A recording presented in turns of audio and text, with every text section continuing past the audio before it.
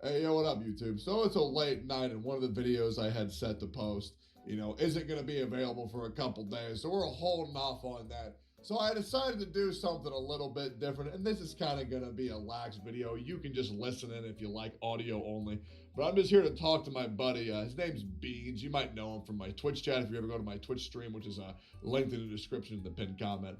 But he is someone who has quit Genshin Impact forever ago, but still watches my stream every now and then. And I just I never really asked him why he quit, so I have him here today. Yo, what up, Beans? What's up? Guys, I wanted to ask you. So, how long has it been since you played Genshin? Um, well, I tried playing it the other day, and Oh God! I still felt the same about how I felt. So you said, okay, let me just try to take a peek in your mind. So you said you tried, you tried. Is it really that detestable to you now that it's really like my man, bro? I tried. It's like a vegan trying meat for the first time. Is it really that bad? Yeah, it's just it's not my thing. There's a lot of problems with it that just keep me from wanting to play it. All right, so here's the thing that I want to ask before we get into all that shit. So you used to love Genshin. Like I remember you used to be somebody who would like hype me up for this game. So like when you did enjoy it, like how long has it been since you've actually enjoyed playing? Pretty much the last time I enjoyed playing Genshin was roughly, I would say, like 2 months after the game came out. Last time I actually was consistently playing Genshin, it was when Albedo, a little bit before Albedo came out. I haven't even touched anything post. What is it? Albedo, so post Dragon Spine? Really? No, I never even got the Dragon Spine. Oh, you missing out, bro. Damn. You don't know about Inazuma. Shit, dude. Yeah, I was screen sharing. Right? I was playing it because, I was trying to play it the other day because maybe it's better. And I remember Fraz was like, oh, you still have the Jade Palace. I'm like, what is that? I'm like, I never got that far. Is that something special or what? Wait, the Jade Palace cutscene with Ning Wong where they summon the 4 divine beasts and take out the giant Hydra? Yeah, I totally know that, dude. Wait, you actually don't know about that? No, I never got that. Dude, that quest is a banger. God damn. Yeah, the thing about Genshin Impact, in my opinion, is that and I'll say it, it's like really shit at the beginning. Like it is painfully shit. It's like the barrier to entry, like One Piece. Like you gotta get through the dog shit to actually get to the promised land. I'll be real, dude. Like the game is borderline unenjoyable for me until like AR-45 when I can actually start doing artifact grinding, or at least that's what I enjoyed. And see like the later parts of the content, like Inazuma and Spiral Abyss. I'll say it, dude. Like pre-Inazuma Genshin Impact is straight up for fucking brain dead babies. Like anybody can beat that shit. There was an absence of difficulty. I feel like they need to revamp the entire early game. Because like I'm gonna say this right now, I don't blame you for actually stopping playing. I don't blame you at all. It's very reasonable in my opinion. It's just slow. Did you spend any money on Genshin or no? No, I was free to play as I was playing. That's okay. That's another thing I wanted to talk about. So like, if you are free to play, it's so much easier to quit than it is for like whales. Because like there is like, yeah, like when you spend money and you like invest, you don't want to feel like a dumbass and quit. So I actually think that it's pretty smart to stay free to play for the first couple months to see if you actually like the game. Because if you go into Genshin, you drop $500 and then you realize you fucking hate it, you're still gonna play because you're gonna hope that it gets better. Did you have any 5 stars or no? Yes, I did. What'd you have? Venti. Oh, okay. Venti Terteco. I had another one. I don't remember his name, but I had 3 5 stars, and the only one I could list off is Venti and Terteco. I want to stop. Oh, hey, you. Kaching.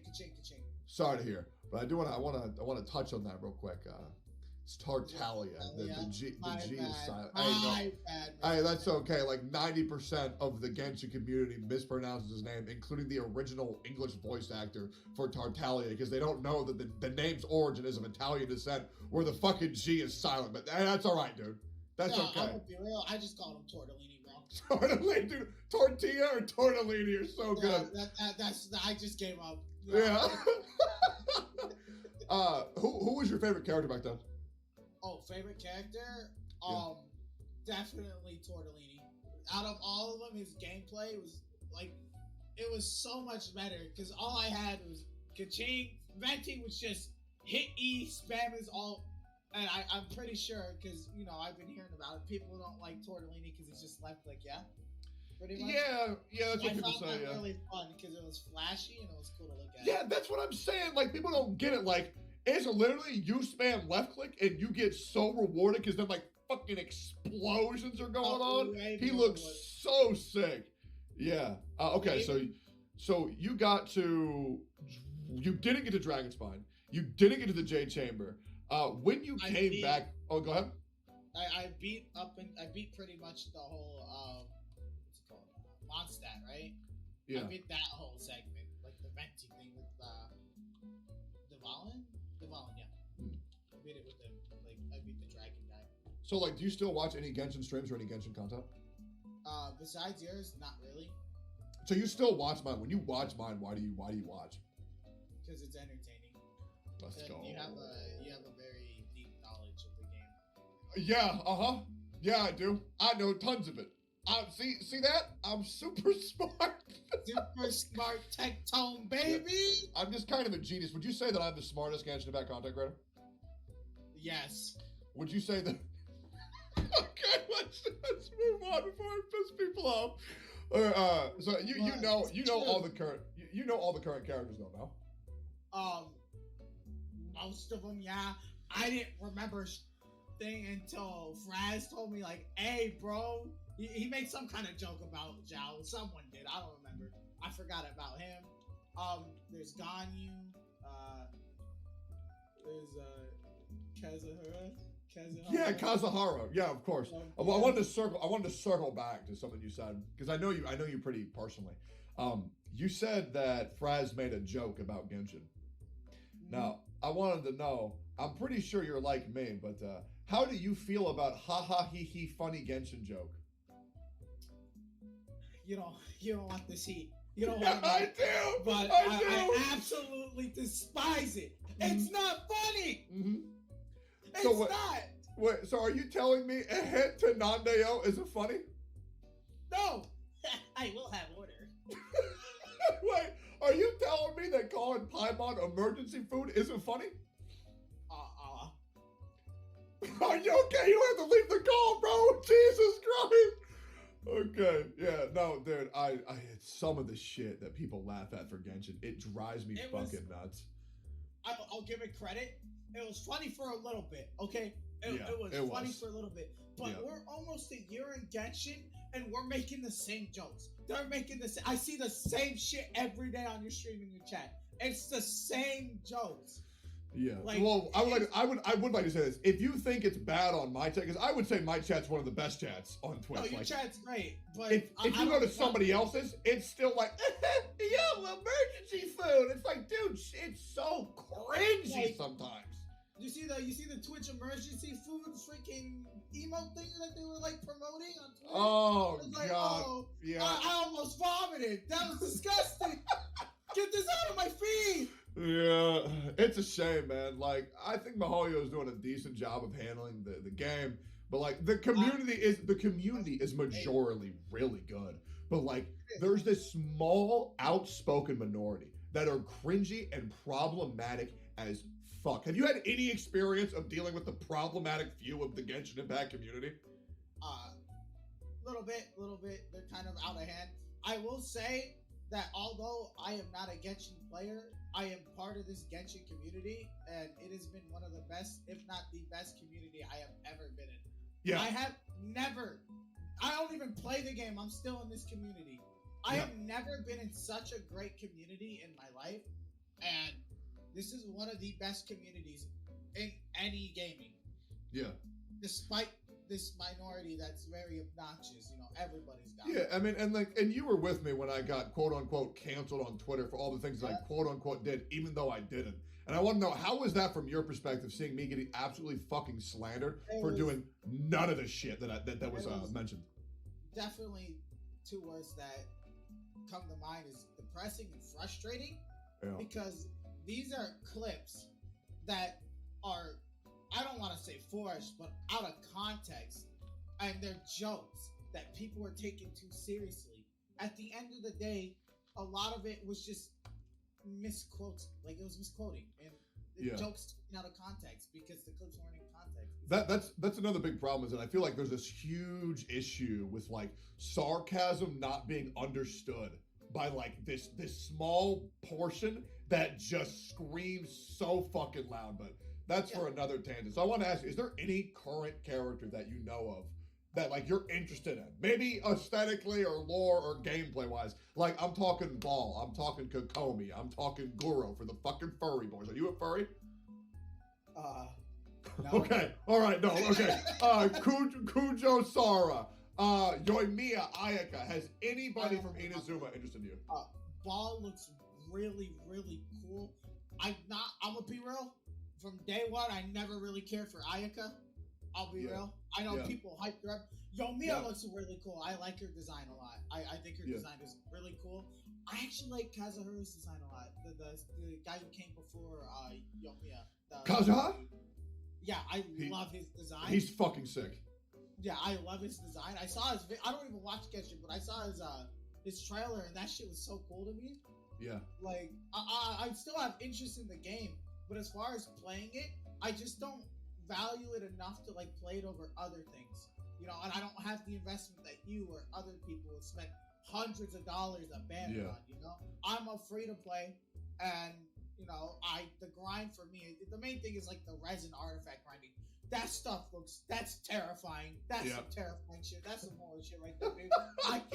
I cannot imagine spending days, especially as a free to play, emptying resin and getting defense percent and flat attack on an artifact.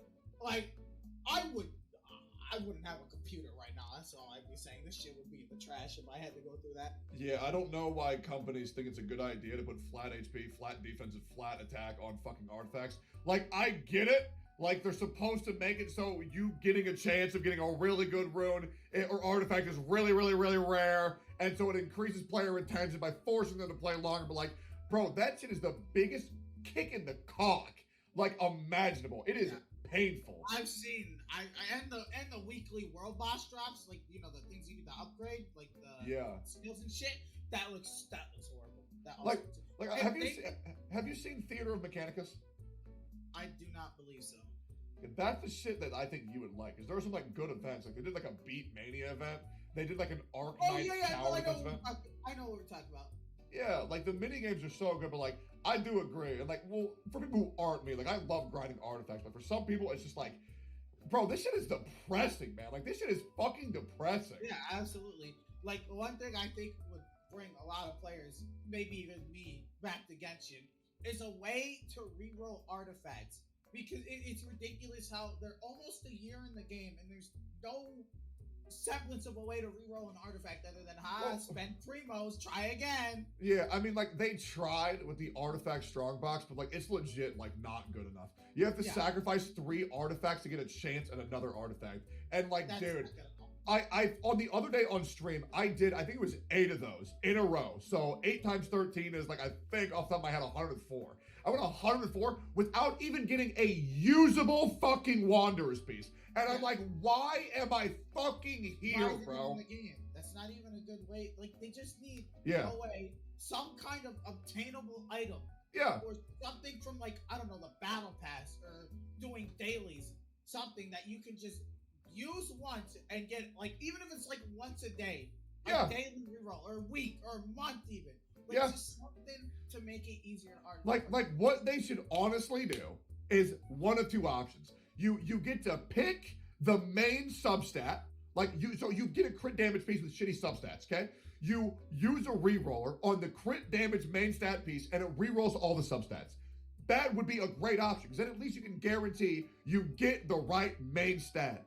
Or be extra generous and be able to pick the main substat and 1 substat to keep and re-roll everything else. But like, just right fucking now, bro. It's bad. But let's not dilly-dally on that anymore. I just want to ask you one straight question, because I know you have a lot of resentment towards a lot of the gameplay, but you like some of the characters is cool. I mean, that to me is good enough. Because the lore is really good, and I'm pretty sure you're at least semi-familiar with it. But I do want to ask you, like, is there any chance for you to come back? Or is there any change that they could do to at least interest you again to coming back?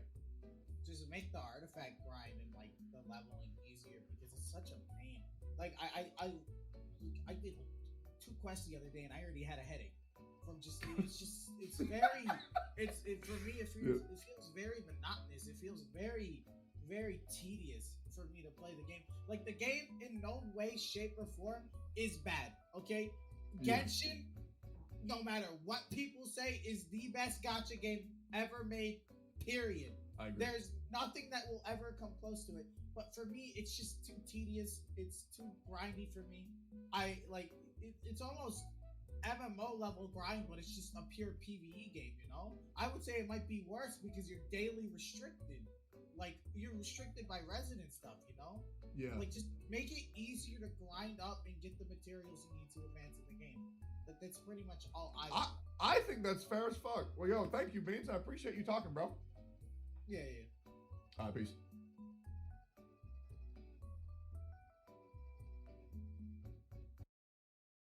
I'm still way better looking than 99% of this people on Earth without hair. So, I don't care. But yes, I am bald. But the reason why I wear a beanie is because I live in Canada and it's cold. So my head gets cold, so I wear a beanie. That's why I wear a beanie. It's not to hide my shame, it's fucking freezing here.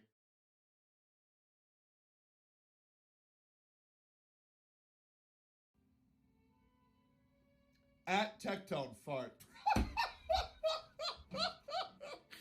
Oh, shit. I'm adopted. Oh, Jesus Christ. Oh, Jesus. Your mom's so short, she play handball off the curb. Oh, dude, Jesus. Hilarious. No doubt. Watch this. Let me show you how to get what you want.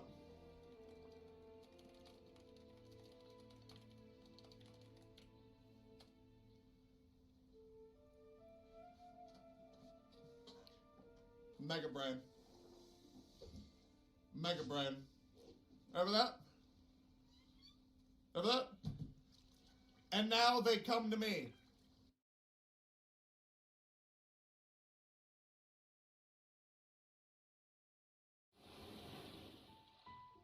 So, what you're trying to say is that you fell here from another world?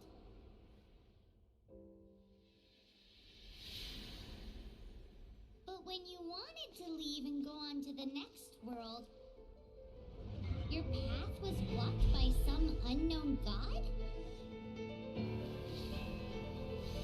Outlanders, your journey ends here.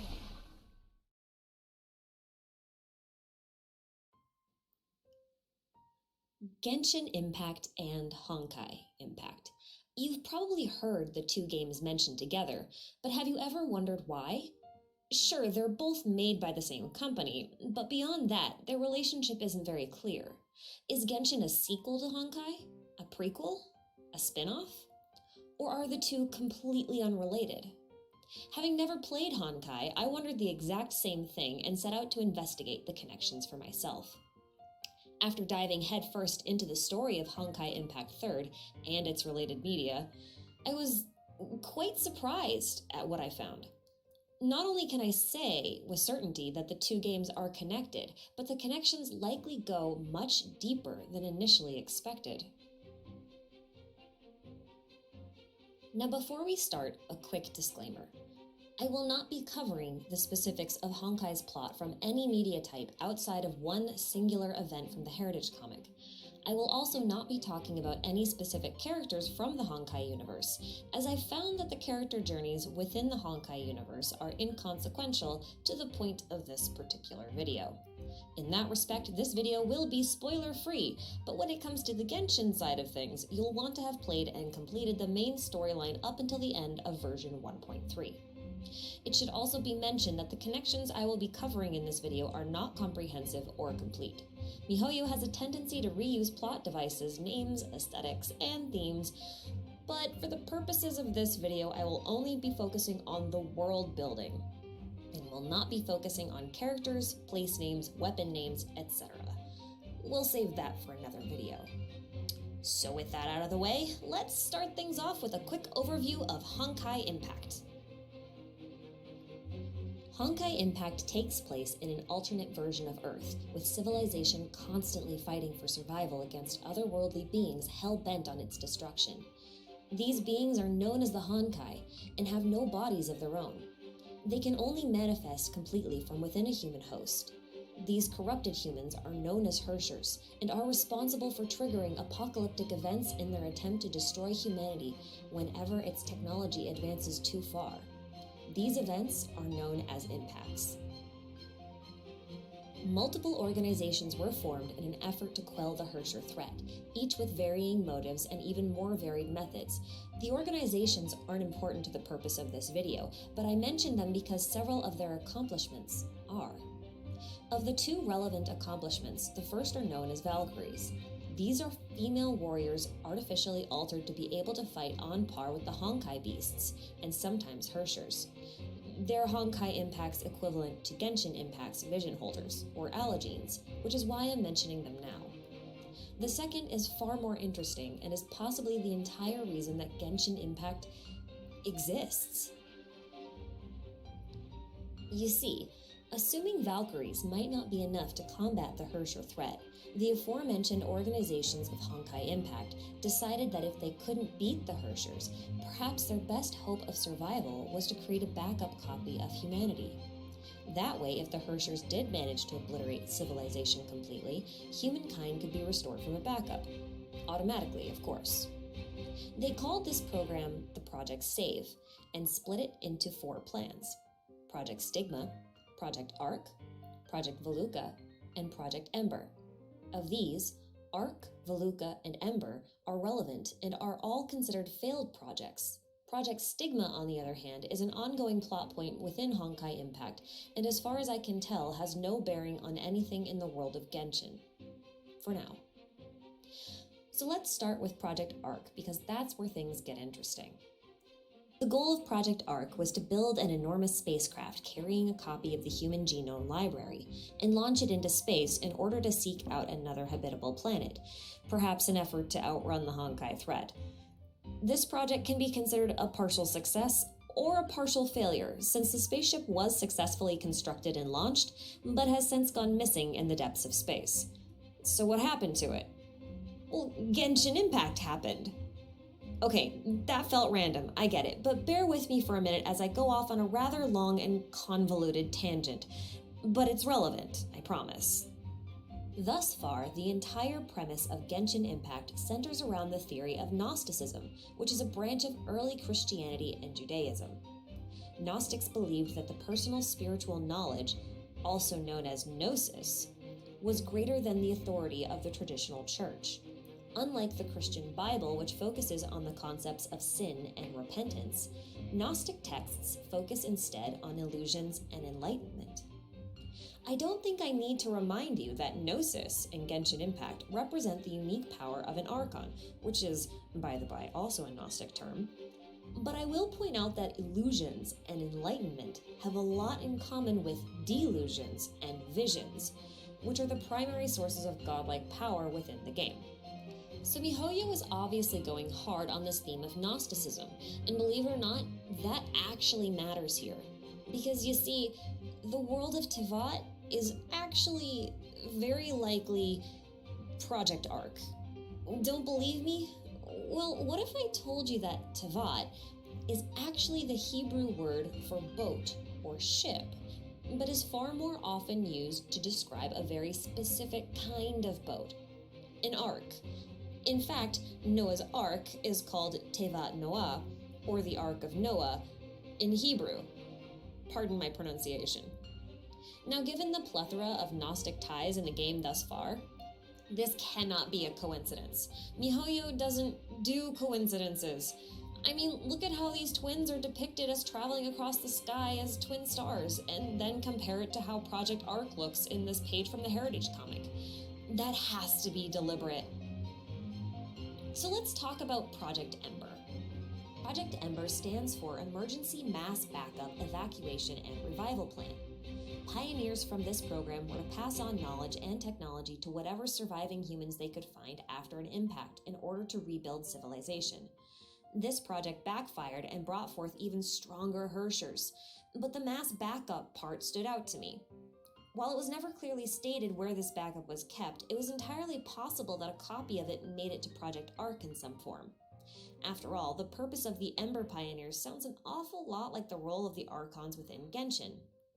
They are to guide humanity by passing on knowledge and technology. In the case of Archons, these might be visions. Now remember what I said earlier about Gnostics calling personal spiritual knowledge their gnosis?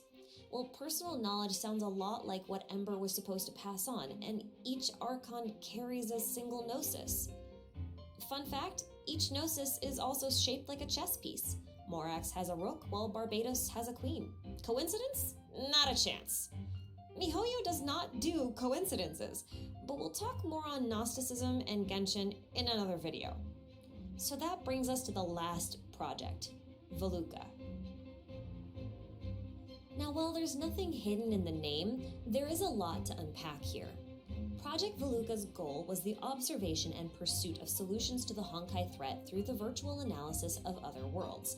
In other words, by observing parallel universes, a world in which the Honkai have been successfully destroyed may be discovered. If such a world did exist, then perhaps it could be studied in order to discover a way to quell the Hershers within the original world of Honkai Impact. Of course, if we're talking about peering into the observable realities of other universes, we're basically diving into quantum physics, anime edition. So Project Veluca led to the discovery of the Sea of Quanta. And if your brain just autocorrected that into quantum, well, it's nice to know I'm not alone. Anyway, the Sea of Quanta is a fancy name for the space between realities, a place where time, space, physics, and logic don't have any real rules because it twists itself to reflect the mind of the one observing it. It's malleable. Alongside the Sea of Quanta is another symbolic discovery called the Imaginary Tree. This is mostly just a representation of observable reality as it branches outwards indefinitely into endless possibilities, with each branch ending with a new leaf, also known as a universe. By making use of this imaginary tree as a form of scaffolding, or some kind of weird map, an infinite number of worlds can be observed. And that's exactly what happens. Two characters in Honkai Impact are known to have observed other worlds through this method, one of them even catching a glimpse of Dvalin flying over old Mondstadt on a computer screen. And yes, that is really Dvalin and not some weird look-alike. MiHoYo did confirm this in a dev interview. Anyway, TLDR, the Sea of Quanta is an Alice in Wonderland-esque space of chaos, and the imaginary tree is the pathway you travel through it to reach different worlds. On a conceptual level, you can think of the sea as chaos and the tree as the order within it. Now, Project Veluca was considered a failure because there were no worlds in which the Hershers had been defeated, but that doesn't mean that there was no value. The characters solely responsible for the task of observation and analysis eventually fell to the bottom of the Sea of Quanta and, theoretically, died. Only he ended up in an even stranger liminal space with a disembodied voice promising him the answers to the universe itself, but only after playing a game of chess. Well, Chinese chess. Go, to be precise. But thematically, playing any kind of chess with a being akin to a god reeks so much of the Archons and their chess-shaped gnosis that I can't help but smell a connection. So humor me for a minute as I don my little tinfoil hat and do a little speculation. And before we do, this is kind of the end of what you need to know about Honkai and Genshin. That's factual and not speculation or theorizing, so if that's all you wanted to know, you can probably cut the video short. But if you're interested in some theories and some other really wild connections, let's continue. So let's assume for argument's sake that Genshin's Teyvat really is Project Ark. Is it not possible that the spaceship found a rift in space-time and traveled through it, only to wind up in an endless abyss? Because Honkai Impact has made it quite clear that people can survive in the Sea of Quanta. And Genshin has clearly stated that there are multiple beings that live within the Abyss. At least a whole army's worth of beings, if the thousands of Abyss mages I've fought there are any indication, but I digress. We also know from Tartaglia's story that time flows differently in the Abyss than it does in Teyvat. When he fell into the Abyss, he was there for what he thought was 3 months, but when he returned to Teyvat, only 3 days had actually passed. This sounds like some quantum time loopy quackery that's not unlike how the Sea of Quanta seems to behave. And then there's this place from the beginning of the game and the loading screen. Where the heck is this place? It can't be Celestia. I know Celestia keeps getting bigger and bigger with every update as it spirals towards Teyvat like something straight out of Majora's Mask, but it is not this big and endless, and it's hovering above Teyvat, not between worlds. And besides, we can see enough of Celestia right now to know that it doesn't quite look like this. So the twins have apparently been traveling through a place that seemingly has no end. And who would build that kind of place? No one, that's who. It's a nonsensical space that's basically shaping itself to match the observer that's observing it, which sounds a lot like the Sea of Quanta. So is this place also the Abyss, a space between worlds? Or is this place actually the pathway, also known as the imaginary tree, and these doors we keep going in and out of every day to log into the game, are they just leaves? I mean, without an observer, the Sea of Quanta, or even the imaginary tree itself, would be nothing more than a mass of chaos, where logic has no meaning and anything is possible. Which kinda sounds like domains. Yes, the ones in-game that we go through every day to spend resin. I mean, they're just giant stone doors that go to literally nowhere. You can see the rocks behind them, followed by weird cosmic smoke, so we must be going through some sort of cross-dimensional portal winding up inside of a weird ritualistic room surrounded by an endless void of lightning storms and floating debris and just an endless sea of destruction and... So the loading screen is kind of a nice, happy place, whereas the domains are the stuff of nightmares. The Sea of Quanta has that exact same dichotomy. It's at that point where it's hard for me to believe that the Sea of Quanta and the Abyss aren't related. Assuming, of course, that domains lead to a space within the Abyss. All of this could mean that Teyvat is a computer simulation, because let's be real, how could a world that size fit inside of a ship? But what's more likely is the idea that while floating through the deep recesses of space, the Ark was sucked into a rift that landed it smack dab in the Sea of Quanta, where the backup of humanity began to build its own universe.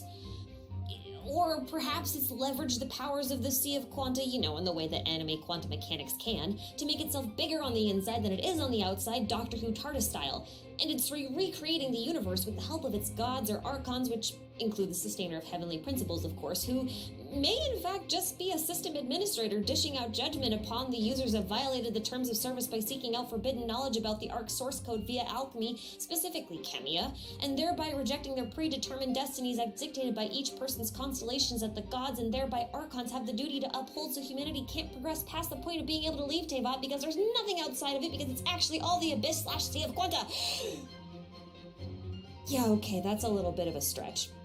But it would help explain why Scaramouche called the stars in the sky a hoax. But that's also a topic for another video and just heavy speculation.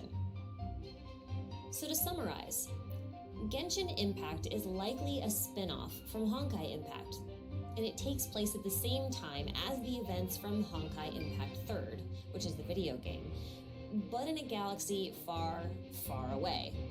Seeing as it's likely that Teyvat is the result of Project Ark, and thus contains a backup copy of everything that happened within the Honkai universe, we have and will continue to see lots of very similar characters, themes, and maybe even world history replaying itself from within Genshin Impact's story.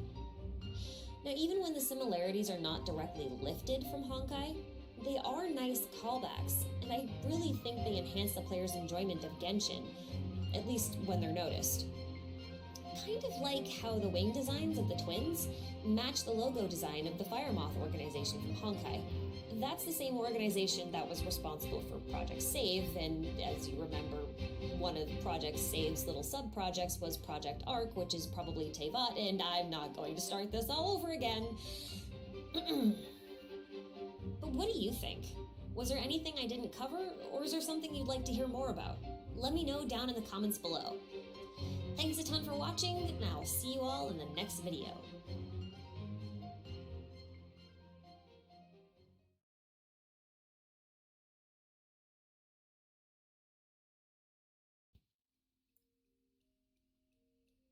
Domains. You know, those places we hop into every day to beat up a predictable round of monsters so we can slap some resin on a petrified tree to satisfy our min-maxing gambling addictions? Yeah, you know the ones.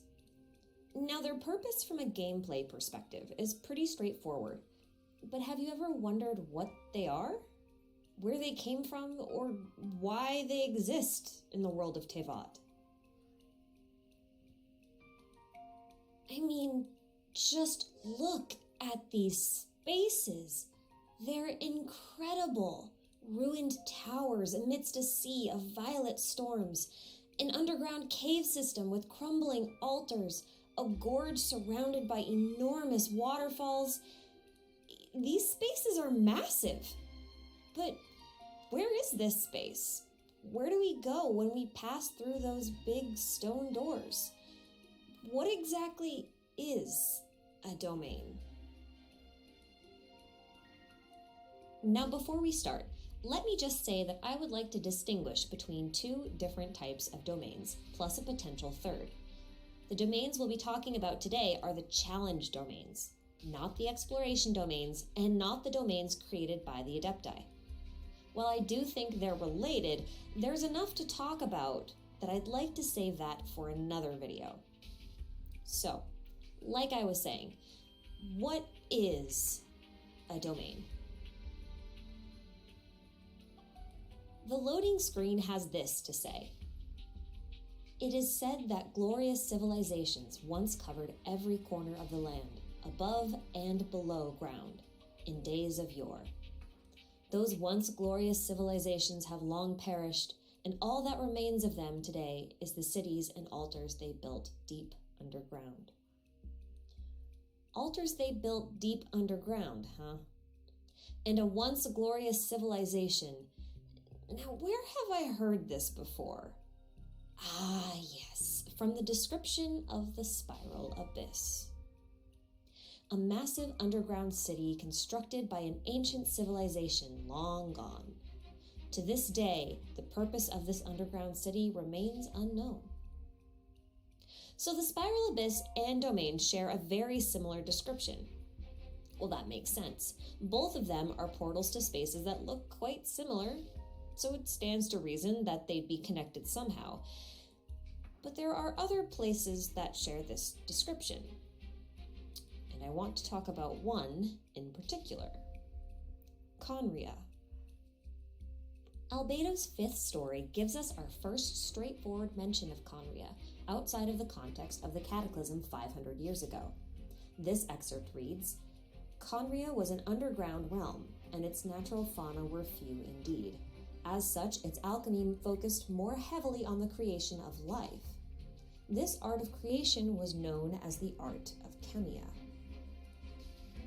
The only living being we know of that is 100% confirmed to be made with Kemia is Durin. Outside of the Dragonspine event that took place in version 1.2, Durin's tale is also told through the Skyward Weapon series. Reading through that weapon series brought me to this line. Even the vile dragon born from sin in the ancient kingdom of the Abyss lost its wings to this proud servant of Anemo. This kingdom of the Abyss is most likely referring to Khaenri'ah, as we know Khaenri'ah is where Durin was created, as it was the only place Kemia was practiced. Are you with me so far? Okay, then let's recap really quick. Domains, the Spiral Abyss, and Khaenri'ah are all described as being deep underground. Khaenri'ah is further mentioned as being a kingdom of the Abyss, which is also the namesake of the Spiral Abyss. It's a loose connection at best, but let's take a moment to talk about Kemia and why I think it's the true link between domains, the Spiral Abyss, Khaenri'ah, and the Abyss. Kemia is a unique form of alchemy developed in Khaenri'ah. While much of its processes appear to be the same as regular alchemy, Kemia was different in that it was able to produce life. This is illustrated for us when Albedo demonstrates the art of Kemia by making a small branch sprout leaves on command when we meet him in Dragonspine, and in one of his idle animations.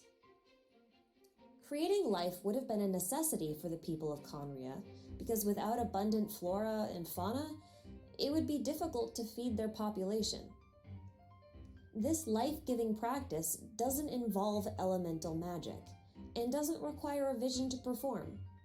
Kemia and alchemy both draw on another sort of transmutable power, one that was abundant within the barren landscape of Khaenri'ah.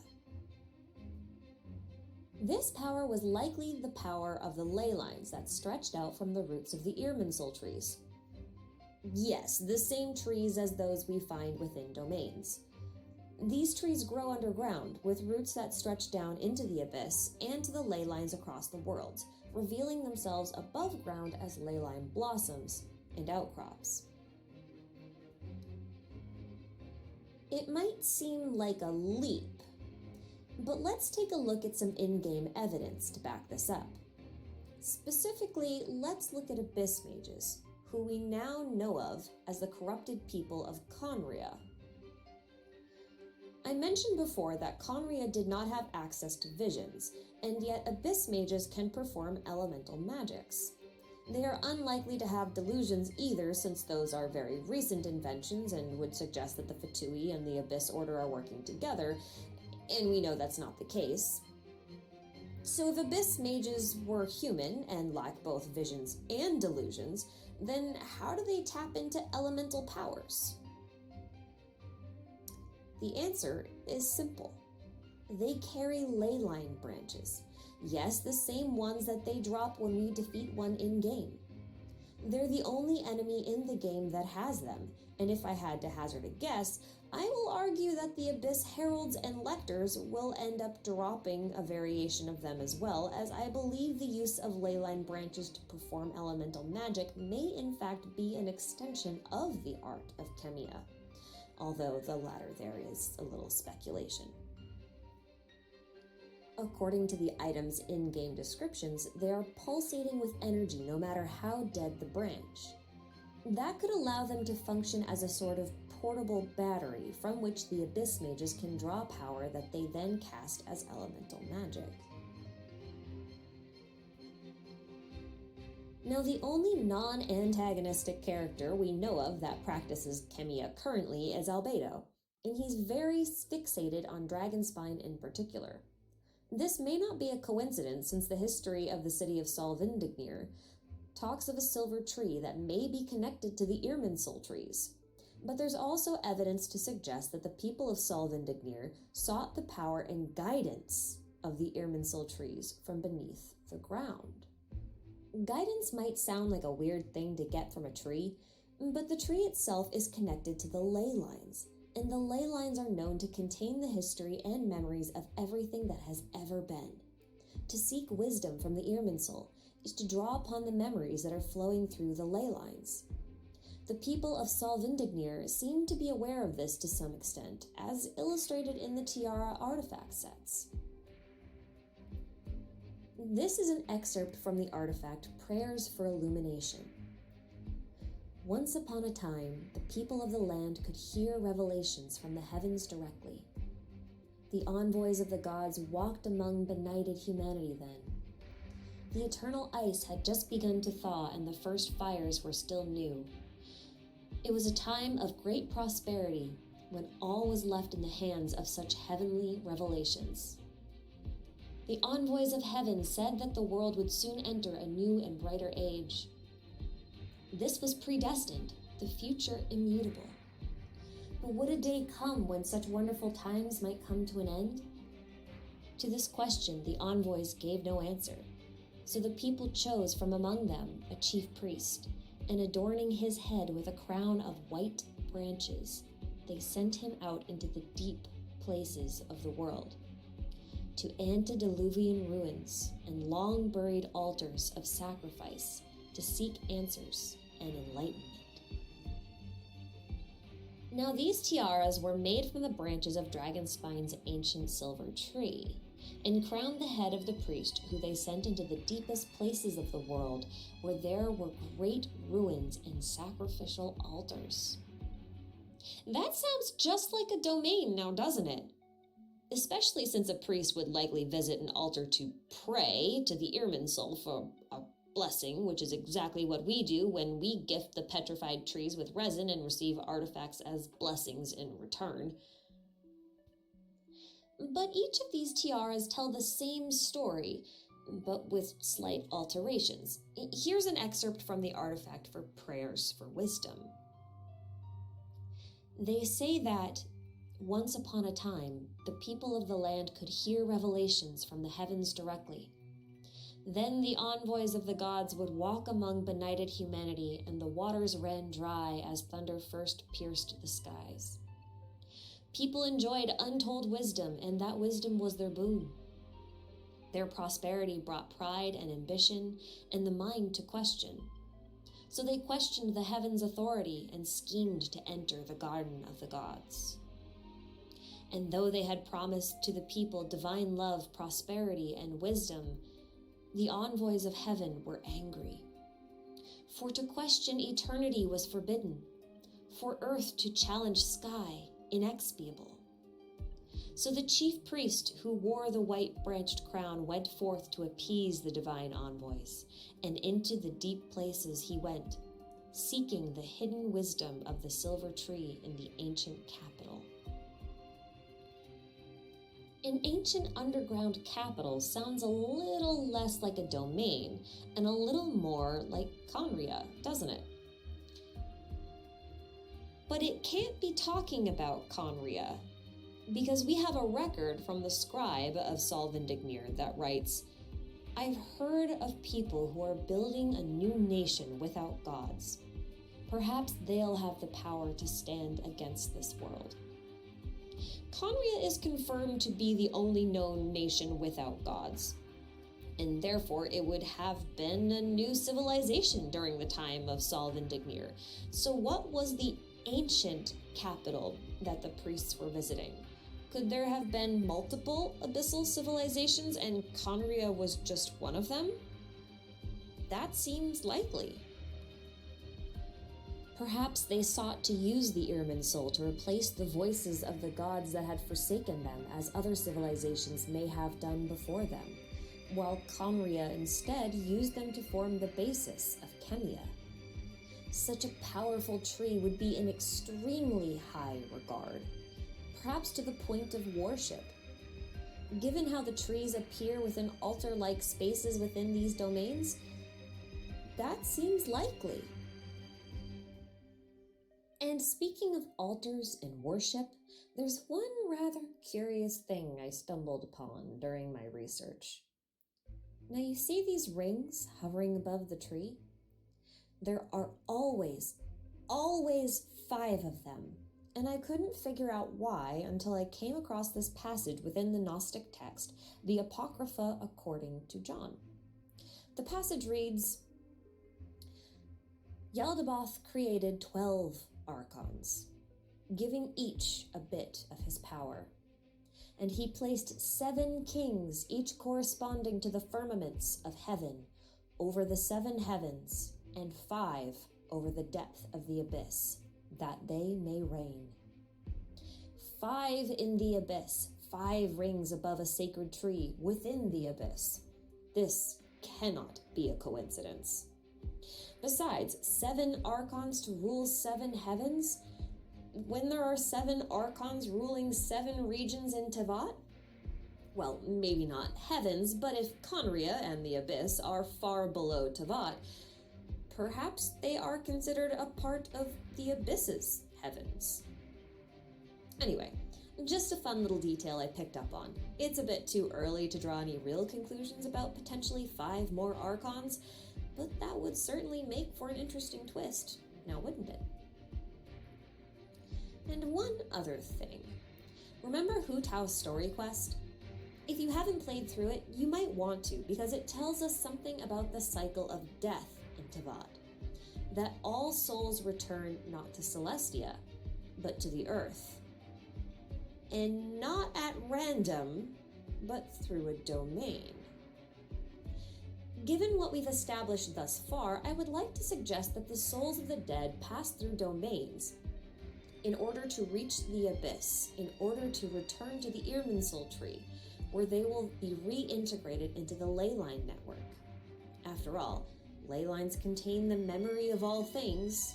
That probably includes people. Such a power seems far more godlike than those of visions and gnosis. Perhaps that power is what Dainsleif protects as the Bowkeeper. Perhaps that is the true nature of the Abyss, and the truth of this world that Conria understood, and the reason why they challenged the rule of the Archons and Celestia. Perhaps that's what's depicted in the Domain mural. A figure ascending a helix ladder from the earth, watched over by the sustainer of heavenly principles, and ascending beyond the reach of the moons and into the true heavens beyond the grasp of Celestia. And the domains themselves? Mere doorways into snapshots of civilizations once lost in the Abyss. Some may lead to Conria, some to civilizations we'll never know the names of, held in place only by the power left within the young Irminsul housed there. We may offer them sustenance in the form of resin, and they gift us with memories of a time long past, perhaps carrying the hopes of the restoration and freedom of the Abyss along with them. Now, before I end this video, I would like to leave you with a little passage that I stumbled upon while doing my out-of-game research. It reads, "The Earth is not the Abyss, but our descent into the Abyss begins here on Earth. It all depends on what we do. We have the ego, so we have our own Abyss, which is none other than the special place in us where our ego gravitates to and resides in.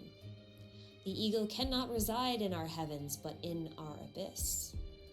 We have no other option but to work on ourselves and remove the inhabitants from our Abyss, leaving it clear, clean, and illuminated by the light of our consciousness.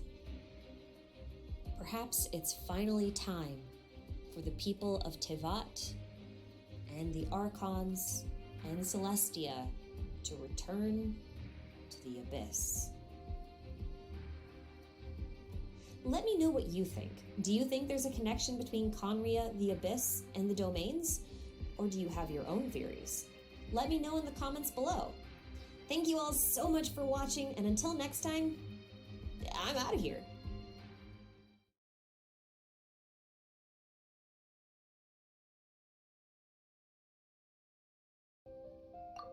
You entered the dream they've all been having, didn't you? How much do you know about Leonard? Leonard? Who's Leonard? Whatever. I have bigger fish to fry. I've discovered something far more important and far more terrifying. What? The stars, the sky, it's all a gigantic hoax. A lie. This is the line that changed everything we know about the world of Teyvat. For those of you who weren't playing the game in its early days, this footage came from a limited event known as Unreconciled Stars, and focused heavily on our only astrologer Mona, as well as Scaramouche, the 14th harbinger of the Fatui. The event goes a bit like this.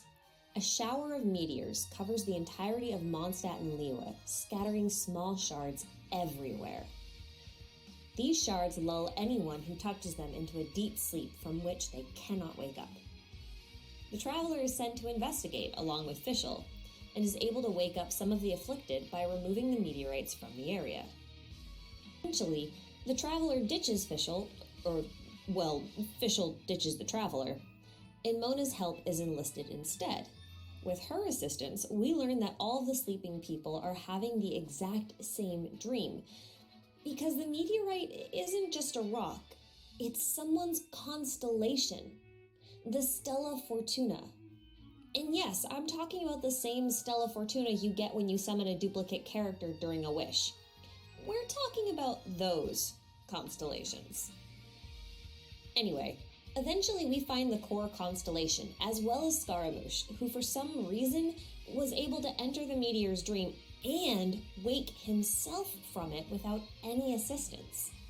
When confronted, he says this now infamous line: The stars, the sky, it's all a gigantic hoax. A lie. Of course, he could be lying to us, being a harbinger and all, but Mona basically confirms immediately afterwards that the whole false sky thing is something astrologers are actually aware of. Although she does preface this by wondering if there may be more to it than she initially thought. Well, great, so the sky's fake.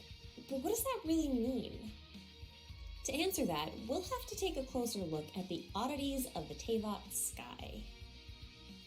First up, the moon. The always full moon. And no, before you put anything in that comment box, this is not a game engine restriction thing. Games have had lunar cycles even before the N64's generation. Not putting in a lunar cycle is a choice, a design choice. The fact that Teyvat only has full moons matters. See, if the moon is always full, it means that it's not orbiting around the Earth, or it means that it's orbiting around the Earth at a speed that matches the Earth's rotation around the Sun, which is practically unheard of. Personally, I think the former is more likely. To back this up, there's this book in-game called The Moonlit Bamboo Forest Volume 3, which mentions the fact that Teyvat once had not one, but 3 moons. It specifically says, "The 3 sisters of the night turned against one another, leading to their eternal parting by death. Only one of their pale corpses now remains, ever shedding its cold light." Blah, blah, blah, blah, blah. I could go on and on about how 3 moon sisters parallel the concept of the Fates from Norse and Greek mythology, or how the triquetra being a recurring symbol of the moon as well as a symbol of a trinity, and what the possible implications of that are, but that's another video. For now, let's focus on the fact that there were possibly 3 moons, but now there's only 1, and all 3 moons were or are technically dead, but one is somehow still hanging in the sky? Man, that's morbid. So these moons, died, apparently, during a great calamity. But can you guess which calamity? That's right, it was the fall of Conria, 500 years ago. In fact, we know this is the case because that calamity was the most recent on record. And we can actually confirm that there were at least 2 moons present at that time.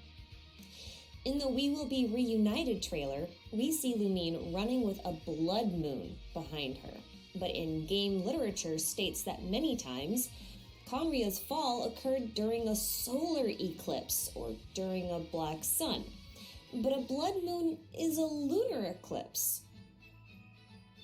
And the thing is, you can't have a solar and lunar eclipse at the same time with only 1 moon. If both eclipses took place, as we assume they did at the same time, then there were 2 moons as recently as 500 years ago. And yet now we only have 1. And we can actually confirm this to be the case because of Dainsleif's official introduction card, which has this to say: "The confluence between the past and future. The original calamity had been overturned, yet the island and the sky set the earth to burn. Chalk pursues gold in this time inopportune. The eclipse is swallowed by the crimson moon."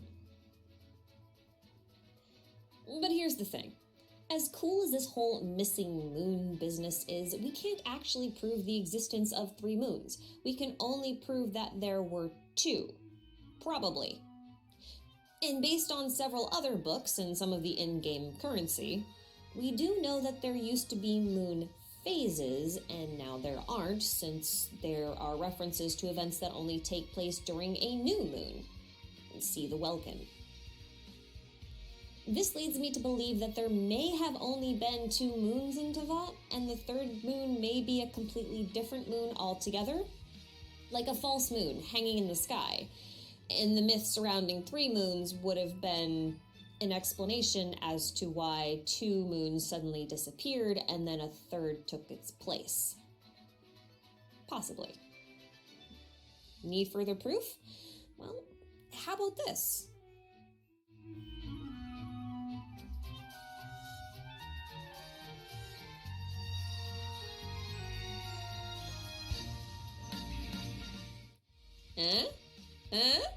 Yeah, that's pretty weird. The moon looks extremely close when it's put into context like this. And no, this isn't a bug. But we're assuming it's not a bug. The game's been out for almost a year at the time of this video, and if it was a bug, it's a pretty noticeable one, and I think that MiHoYo would have patched this one by now. And speaking of things that could be a bug or limitation of the game world technologically, have you ever looked up at the sky at night? Like, directly up? The stars in the sky at night have this bizarre mandala-like pattern. And granted, this could just be the way the star map is laid out in-game, and it is a limitation of the system, but the patterns look really deliberate to me.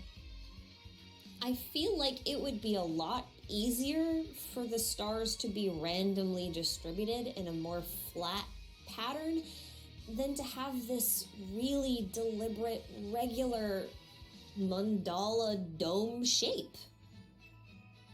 But maybe that's just me. And to take this a little bit further, stars wouldn't naturally line up like this. And so I have to wonder, is it possible then that someone has made them align in such a way? And if the stars of Teyvat were anything like the stars of our world, they'd be enormous balls of gas, millions of light years away, and extremely difficult to force into a unique pattern to match up with the fate of every human every time one of them is born. I mean, there's millions or billions of us. But here's the thing. Teyvat's stars aren't balls of gas. They're rocks. Remember when we found the core of Leonard's constellation in the Unreconciled Stars event? It was a rock.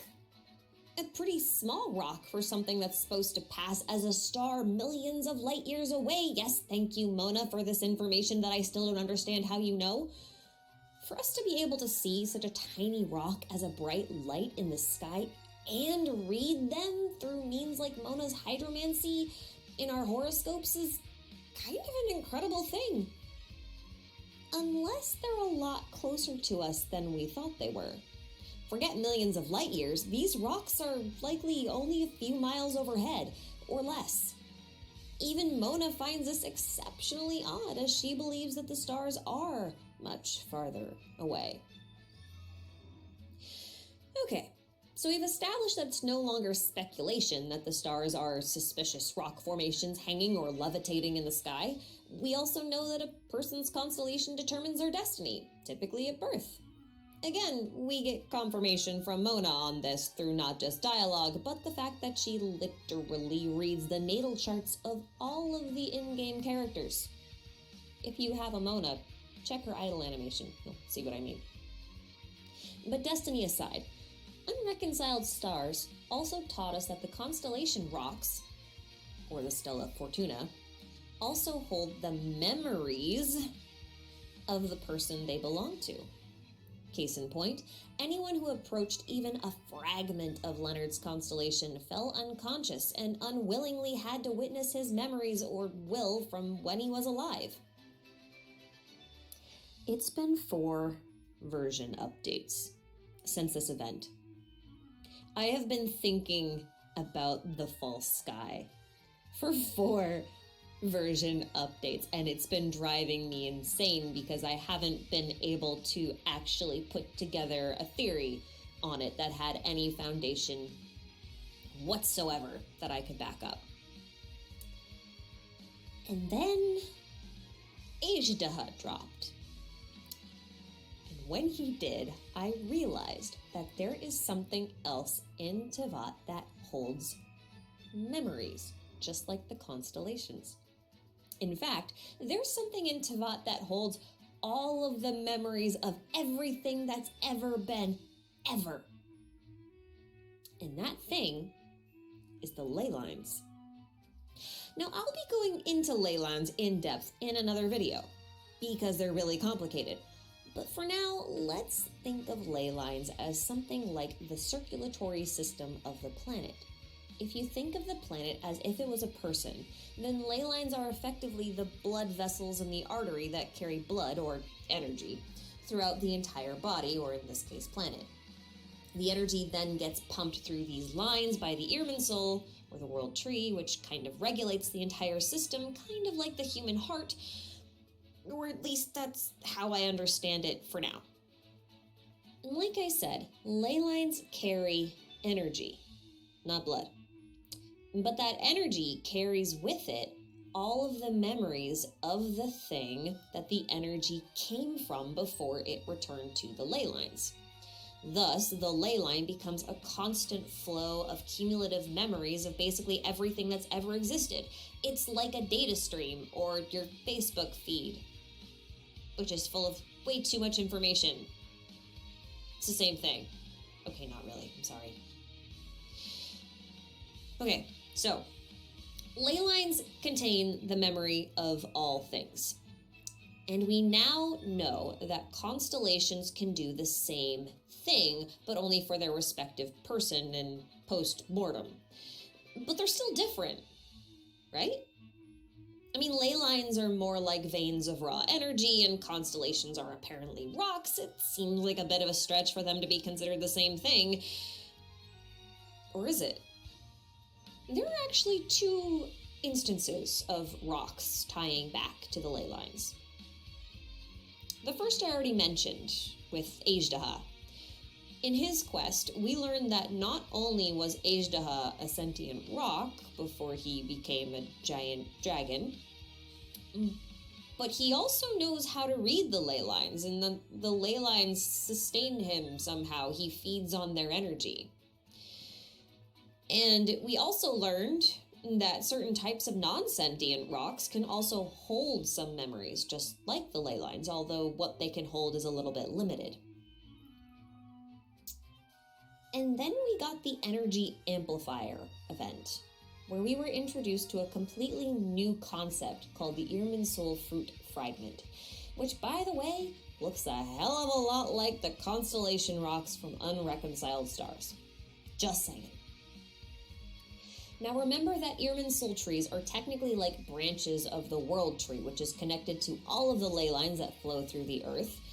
And if that tree produces a crystalline fruit, it wouldn't be a stretch to assume that those fruits also contain memories from the ley lines that the Irminsul are connected to. Perhaps not the memories of specific people, but just specific memories. That could be how they boost our elemental abilities in combat. We're drawing on memories to improve the way we fight, but since those memories are external and belong to the fruits, when we are no longer in possession of them physically, we lose access to those abilities. So if ley lines and Irminsul fruit are in fact connected to the Stella Fortuna, what does that tell us about a possible false sky? Well, consider the possibility that a destiny is just an inverted memory. For example, if I remember something that's happened to me in the past, it's because it happened to me in the past. It's an absolute fact. It's something that happened.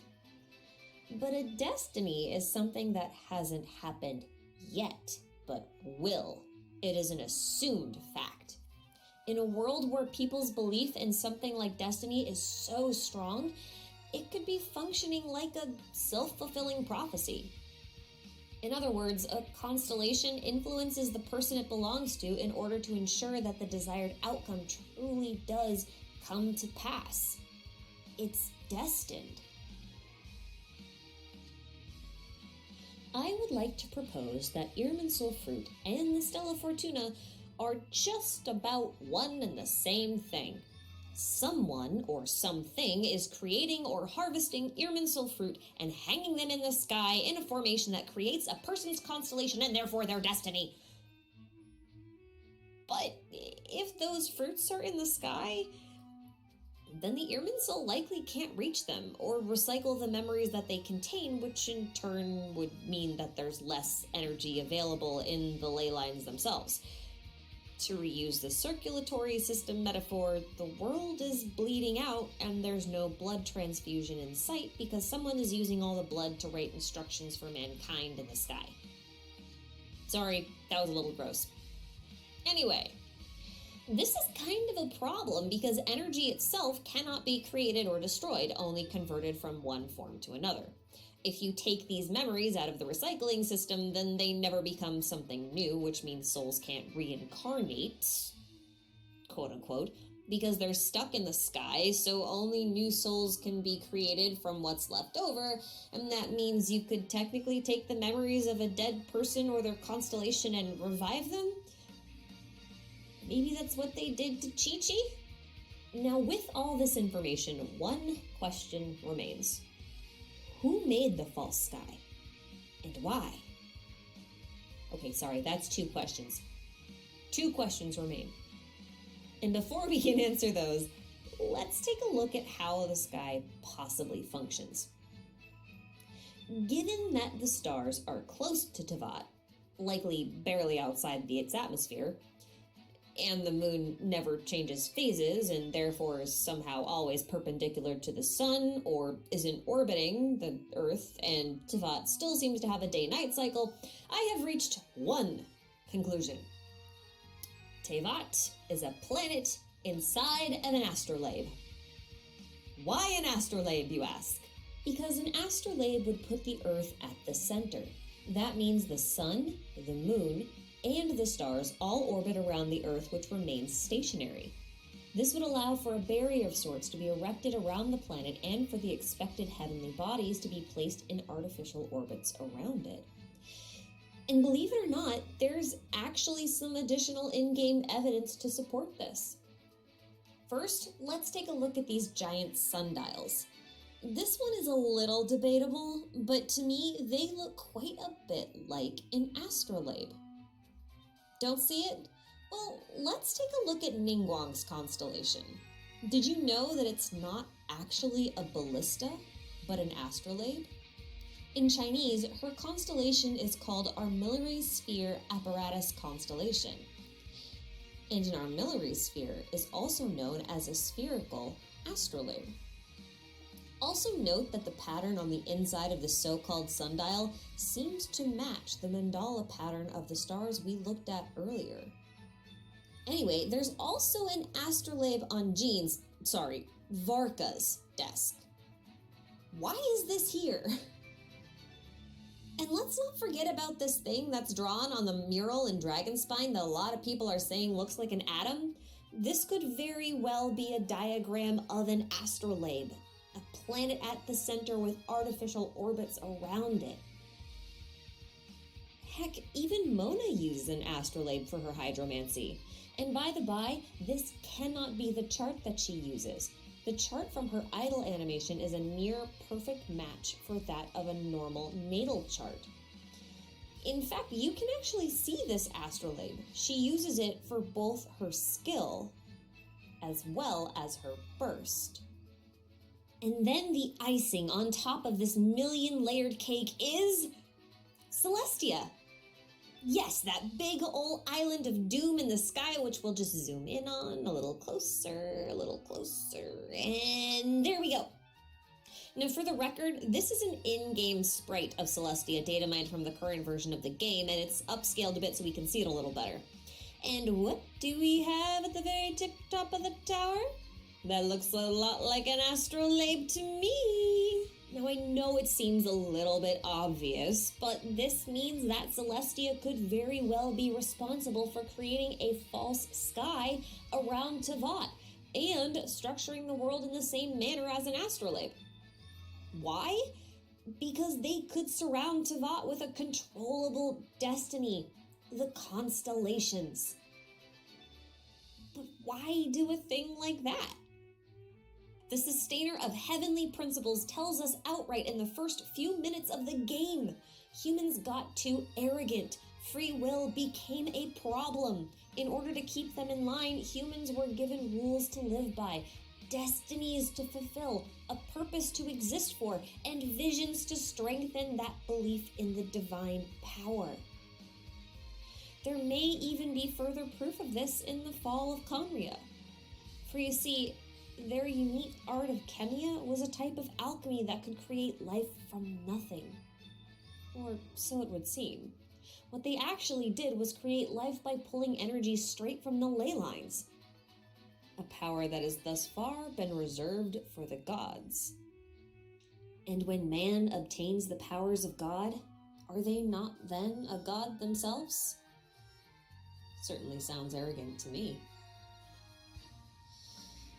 And all of this because of some careless musings of some short stack and a big hat. Who'da thunk, eh, Scaramouche? So what do you guys think? Is the sky actually fake? Did MiHoYo just forget about the placement of the moon and stars? Is it all just a coincidence? Let me know down in the comment section below, and until next time, I'm gonna go have a nice long nap. Yeah.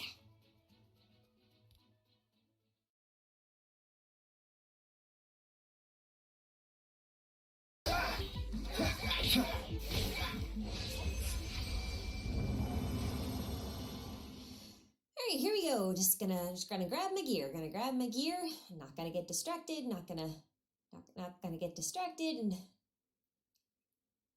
gonna get distracted by.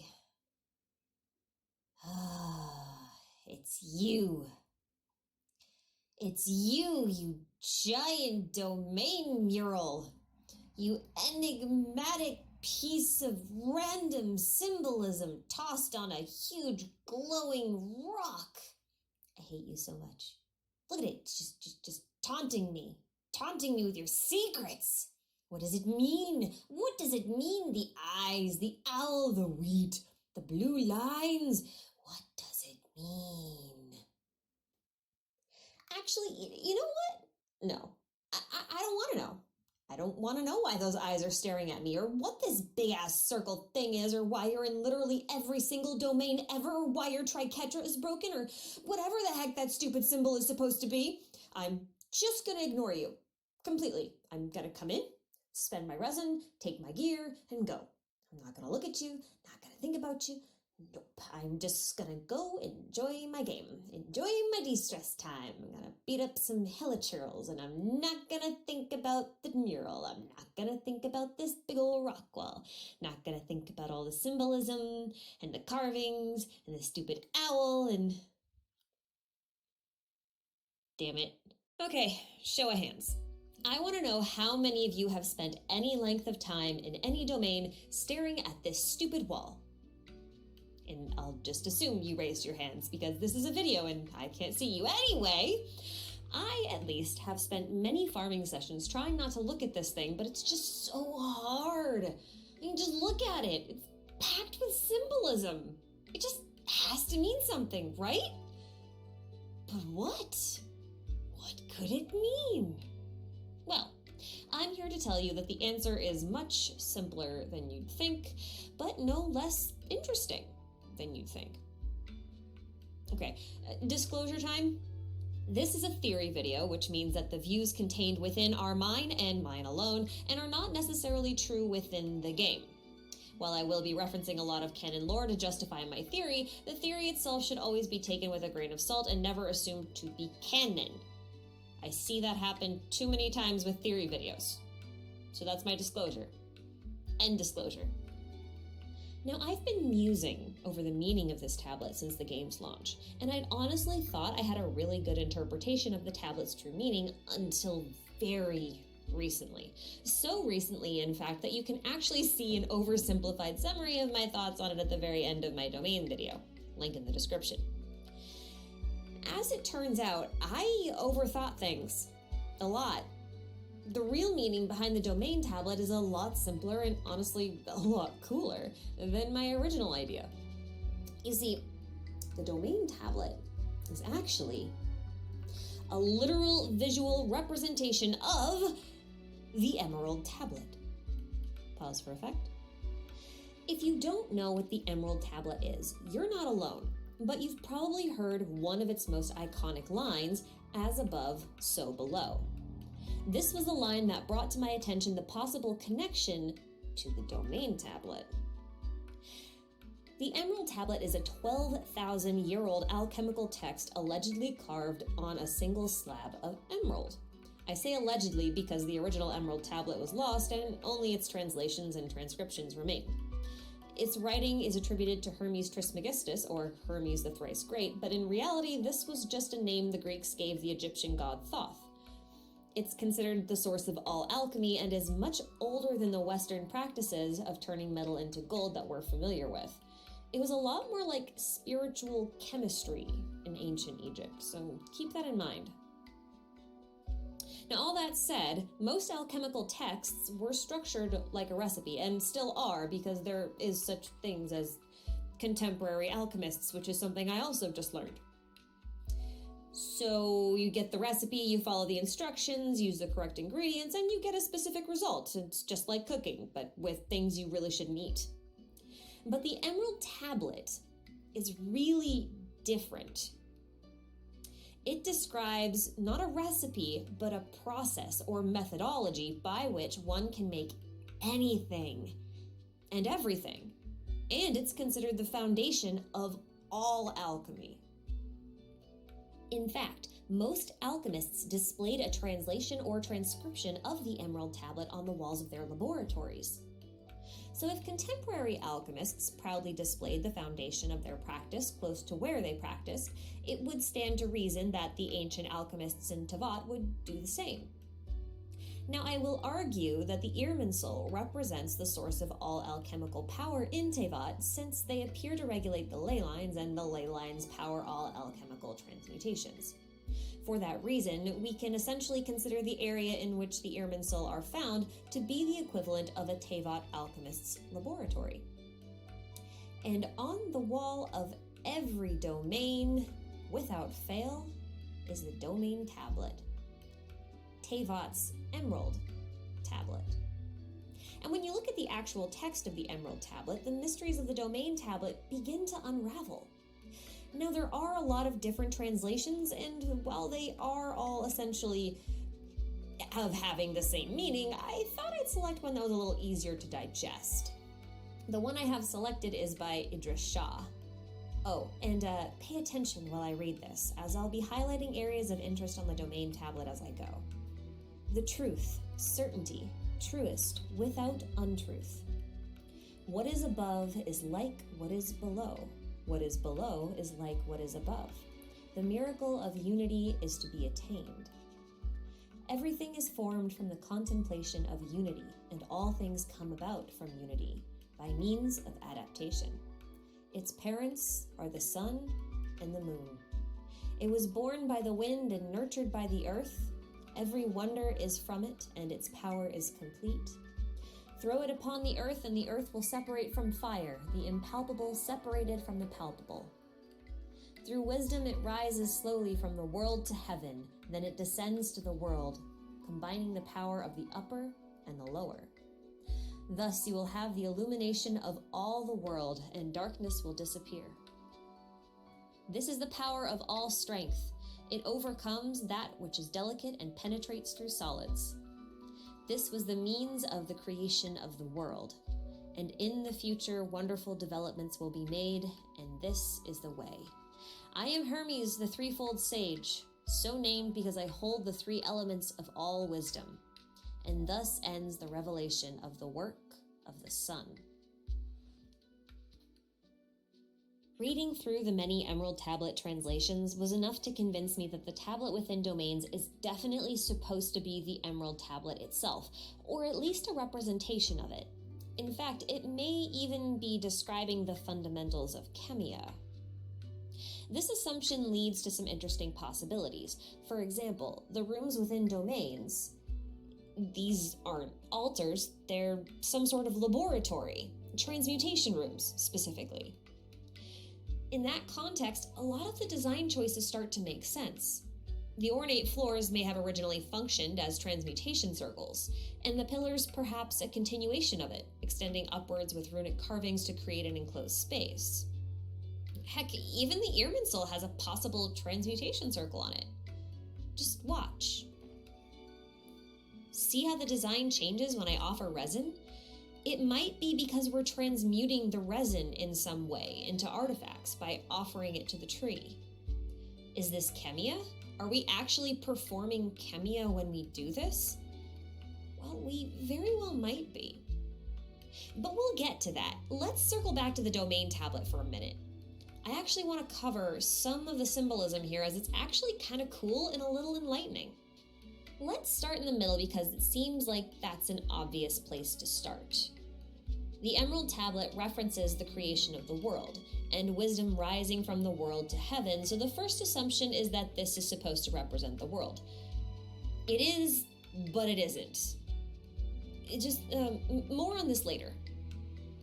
This was not a good place to start. Anyway, moving slightly up, you'll see a spiralized symbol known as a Triskel.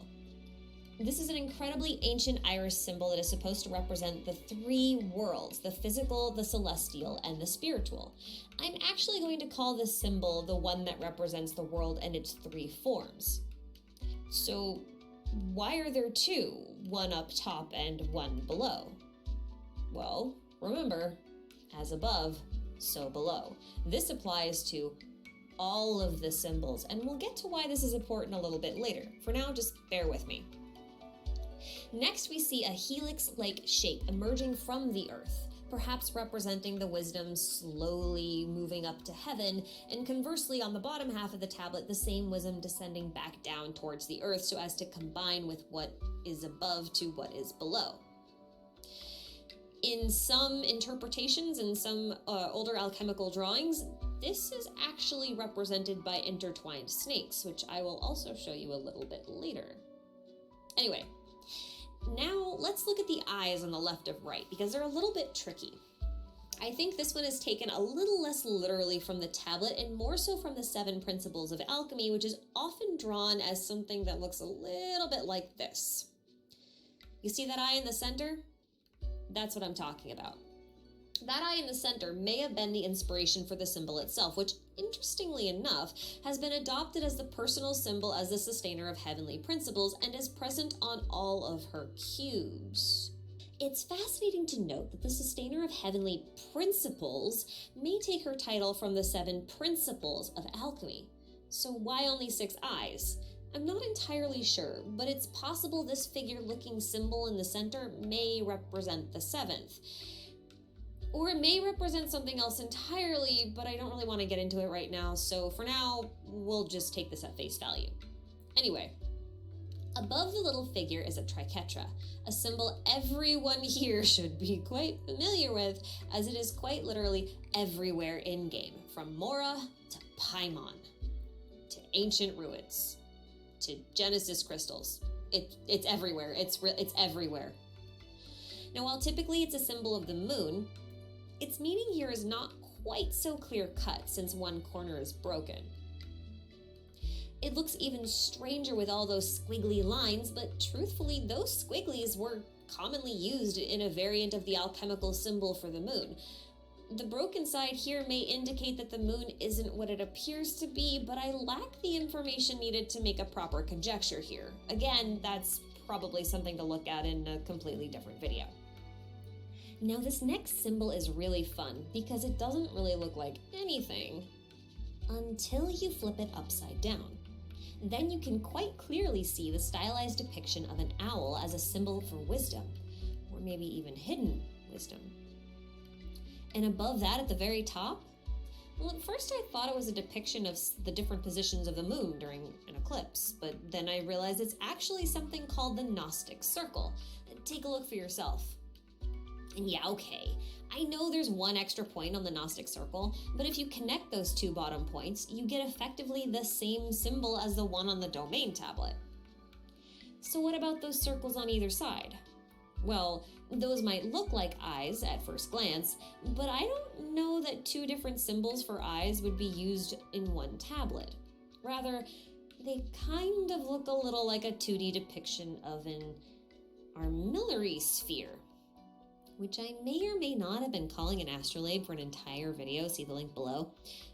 The terms are kind of interchangeable, but armillary sphere is more accurate, so we're gonna go with that. All right. With the detailed analysis out of the way, let's take a look at some early drawings from Hermetic texts that also tried to put the words of the Emerald Tablet into some form of visual codex.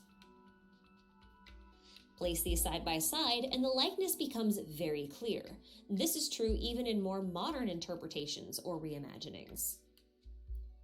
We have a lot of common symbolism even in the same locations, from the twisting snakes to the crowns to the choice of a bird close to heaven. But none of these are mirrored in the same way that the Domain tablet is, and I think that makes sense because these illustrations are meant to be read both from top to bottom and from bottom to top, thus not needing to be mirrored.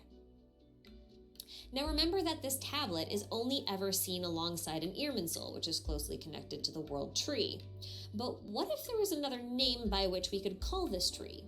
Since it regulates the ley lines in the same way the heart regulates blood, which gives us life, could we then call it the Tree of Life?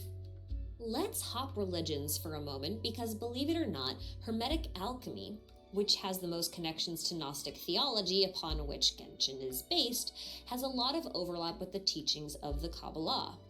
I won't dive too deeply into why and how this happened, but basically, the principles of both Hermetic alchemy and the Kabbalah had so much in common that alchemists began to borrow symbolism and lessons from it. This led to a type of merger, if you will, but we're specifically only going to talk about Kabbalah's Tree of Life. Now, Kabbalah is complicated, deeply spiritual, and important to many people, so I won't pretend to be an expert. I'm only here to provide the cliff notes as it relates to Genshin, and I will probably miss a lot of the subtle nuances as I go. Any deeper understandings of Kabbalah will have to come from your own personal research. That's my disclaimer. Anyway, the Tree of Life is a metaphorical tree composed of 10 sephirots, which are organized into 3 triads, and can be likened to the alchemical principles. I mention the triads specifically because we often see this recurring triquetra pattern, and while it's generally a symbol of the moon, I also think it may be a reference to 3 triads within the Tree of Life. Hear me out on this. The first triad includes the sephirot Keter, Binah, and Chokmah. Keter represents absolute divinity. Chokmah is likened to a seed of creation, and Binah is that which makes the growth of Chokmah possible.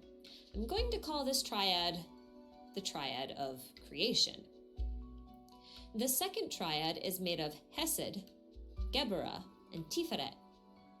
Hesed is the embodiment of law and order. Geburah carries out that law, and Tiferet promotes unity, reconciliation, or the process of ascending and descending. Interestingly enough, Geburah has also been called the enforcer of principles. I'll call this the triad of law. Now the third triad contains Netzach, Hod, and Yesod, and are the sephirot closest to Earth. Netzach represents possibilities, Hod represents thoughts, and Yesod represents emotions. We'll call this the triad of man. At this point, you might notice that there are 10 sephirot, but only 3 triads, leaving one lonely sephirot at the bottom of the tree. This sephirot is Malkuth, the beginning of life. Now, something interesting happens when we overlay the Tree of Life on top of the Emerald Tablet. While the placement isn't totally perfect, it's very interesting to note which triad falls where. The triad of creation overlaps the symbols representing heaven, while the triad of law overlaps the triquetra, owl, and strange little winged person that appears to be ascending, which, by the way, falls immediately beneath Tiferet, which governs the process of ascending and descending. And then we have the triad of man that lays over the Triskel and the ascension markings beneath the winged person. And then we have Malkuth landing squarely on top of the disc I've been avoiding talking about this entire time. So let's do that. Because if you thought we were already in the rabbit hole, you are sorely mistaken. We're only just now getting into that. Now, I've seen a lot of suggestions about what this disc is, mostly because it's the most mechanical, simplistic, and not very artistic element on this entire mural, but it's arguably the most important thing here. In fact, I'm going to go so far as to say this is the entire reason the Traveler is in Teyvat. I think this symbol represents the Genesis Pearl. But Ash, that's a square, you say. No, that's a rune. Inga's, specifically. This rune generally represents the action of creation, evolution, and genesis, but most often it just means seed. Now I know what you're thinking. Why on earth would I liken the Genesis Pearl to a rune that means seed? Well, first off, seed is just the easiest way to conceptualize the act of creating something from a formless source. That's why Ingus also means creation, and creation is synonymous with Genesis, and the only thing we have that connects to Genesis is the Genesis Pearl. Also consider the idioms planting the seed of an idea or a pearl of wisdom. Now, while I recognize that a pearl is not a seed because it doesn't actually grow into anything, I think that pearl in this case is actually referring to how it appears, not what it's made of. Meaning it is likely a perfect white sphere that may radiate some sort of rainbow-ish aura, or it may be somewhat silvery white and perfectly smooth, I think. And this is a leap, but I've been thinking for some time, wondering where the Irminsul and the World Tree actually come from. And since the Irminsul at least appear as literal trees that produce fruit, see my False Sky video for more info on that, I think it's safe to assume that they may also sprout from a seed. If not the smaller Irminsul, which may simply be the result of something like a taproot, but plants at some point come from a seed, right? Given the Irminsul and the Genesis Pearl are both silvery white, we assume, is it not then possible that the Genesis Pearl is really just an Irminsul seed? Why else would something so simple as a pearl be so important as to be shown to us every single time the battle pass resets? Why did some ancient civilization send not one but 2 heirs to reclaim it? Why is Venti telling us this story? There are a few other places where pearls are mentioned explicitly that I'd like to take a look at. Let's start with the first one that comes to mind, the Solar Pearl. The in-game description reads, a dull golden pearl made of an unknown substance that harbors the power of the light of the sun and the moon and pulses with a warm strength. Now the Emerald Tablet has a line that reads, its parents are the sun and the moon.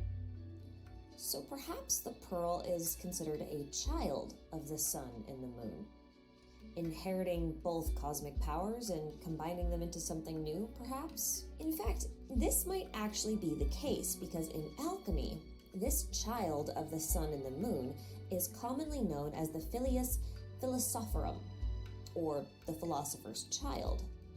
This term is also used to describe the philosopher's stone, the elixir of life, the child of wisdom, the child of the egg, the water of life, and most notably, the living stone.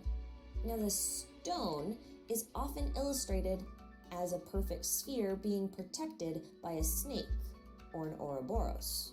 But note the shape and overall design. It's a perfect sphere surrounded by several floating rings. It's definitely not the only catalyst with this design aesthetic. In fact, this is a very common catalyst design for non-book type catalysts. This list includes the Emerald Orb, the Memory of Dust, Twin Nephrite, Blackcliff Agate, Frostbearer, and the prototype Amber as of version 1.6. I'm sure we'll get more to fit this list, but for now, this is what we have. There are some very odd parallels between these catalysts, and I won't go through them all, but I will highlight a select few, starting with a line from the Eye of Perception, which reads, "This pearl is nature's very quintessence.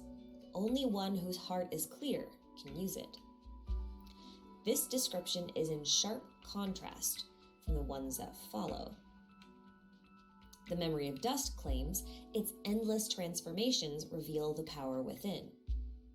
Blackcliff Agate has an ominous crimson glow that seems to pulse in synchronization with the tremors from deep within the earth, and that the core Purim seems to wax and wane like a crimson moon, growing steadily brighter and then steadily darker in a never-ending cycle, as if to give forewarning of imminent tectonic activity, while referencing the fury of the Earth's core.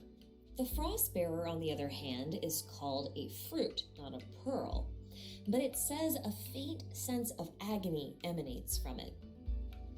Incidentally, you can get this catalyst from the frost-bearing tree, which is widely agreed upon by the theorist community to be a type of Irminsul tree, thus making this catalyst a product of the Irminsul fruit. What's interesting is that part of the weapon's description is written as if it's being told from the perspective of the tree itself, which makes the final line quite ominous. "To the one who can render recompense upon this poisonous world shall it go, and may they carry my innocent, bitter fruit as they enact justice." That's coming from a tree. And speaking of a crimson moon, there's a line about the pearl within the book Breeze Amidst the Forest. "An actress' sun befell its kingdom, and a luminous pearl lost its glow. Niveus silk grew dim, and wheaten gold burned brilliantly no more. So begins another tale that occurred in the lost Conria kingdom. The Eclipse dynasty had fallen, and disaster spread across the land."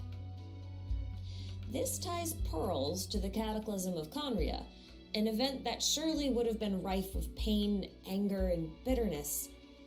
Those memories would have been sucked into the ley lines, perhaps joining with the ilk of Solvindignir's fall, and every civilization before that.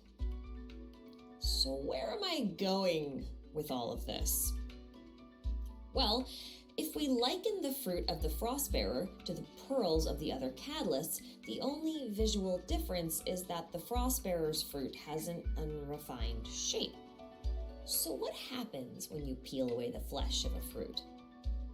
Well, you're left with a seed or two. But we've only ever seen Irminsul fruit. We've never seen an Irminsul seed. At least, not by that name. Now, if Irminsul fruit are made of memories, it would make sense that the seeds would be similar, hypothetically. But seeds also differ from fruit because fruit don't grow into anything new, only seeds do. And since seeds are the source of life, and given that these catalysts seem to describe the pearl as having a deep connection to the core of the earth, well, this is really something to go into in another video when we look deeper into Teyvat's world structure, but for now, let's assume that the core of the earth isn't a molten ball of magma, but instead a highly concentrated ball of ley line energy, the source of all energy. Now, what entity interacts with the ley line energy more than any other? The Irminsul, which now appears to be capable of sentient thought, although it also seems incapable of acting on those thoughts from what we can gather from the Frostbearer's depiction of events. And I can't help but wonder if the Irminsul not only houses the memories of everything within the ley lines, but also considers those memories to belong to them or it, and yeah, like whatever goes into the ley lines is now a memory belonging to the Irminsul. And if that's the case, then it sounds like the Irminsul may be angry, bitter, and furious, but at what? Well, the Irminsul that we've seen so far are also known as petrified trees, and I don't know about you, but I don't know of any petrified trees that are alive. it's then possible that the world tree as we know it is dying, or dead, and in order to save this world of Teyvat, a new tree may be needed. For that, we'll probably need a new seed. And not just any seed, we'll need the ultimate seed, or rather, the ultimate pearl, the Genesis Pearl, the seed that houses the most power and has the greatest connection to the world tree, found at the world center, or the core. To support this hypothesis, let's go back to the Sephiroth. Now Malkuth, governing over the earth, falls right over what I'm calling the Genesis Pearl, and thus would represent all of Teyvat coming forth into being from a seed. But not just Teyvat, but the world beneath Teyvat, the world in which Khaenri'ah was found. See, there's this thing about the Tree of Life where it can be mirrored and overlaid on top of itself. This is called the Tree of Death, composed of the Qliphoth instead of the Sephiroth. Interestingly enough for us, the domain tablet is also mirrored. As above, so below, right? The important thing to note here is that the earthly Sephiroth and the earthly Qliphoth actually overlap each other when the trees are displayed together. This really helps illustrate the Emerald Tablet's idea of one continuous loop of ascension and descension, and it's like the Earth itself, caught in an endless cycle of death, life, and rebirth in between, all surrounding this seed, or core. This cycle is often represented by a serpent coiling around the tree. Note too that the serpent is also what's guarding the Genesis Pearl, or maybe the serpent is preventing the Genesis Pearl from being found. It's hard to say, but that might sound familiar to you, because earlier we talked about the Ouroboros, which was guarding the Philosopher's Child, also known as the Pearl. In Norse mythology, the great serpent Nidhogg gnaws at the roots of the world tree and causes it harm, but in turn, the tree's roots imprison the serpent. Thus, the two are stagnant. Is it possible that a great serpent or a great evil is being held in place by the world tree? And because of that imprisonment, the tree is unable to be reborn? Is that serpent holding the key to rebirth hostage? "Show me the truth of this world," Rheindotter said to a young Albedo. What could she have meant by that? Is it possible that Rheindotter knew the truth and wanted Albedo to discover it for himself? Or did she believe that she was incapable of learning the truth and thus entrusted the task to her only pupil? Were there constant trips into the depths of the earth and to the domains of Teyvat simply to study the Emerald Tablet? To try and decipher the truth? Or was there a deeper meaning to those ventures? Maybe one day we'll learn the truth for ourselves. Until then, I want to hear what you think. Am I onto something with the Emerald Tablet connections? Is the center circle really the Genesis Wait. Don't answer that. At least not until I go into the topic more in depth in another video.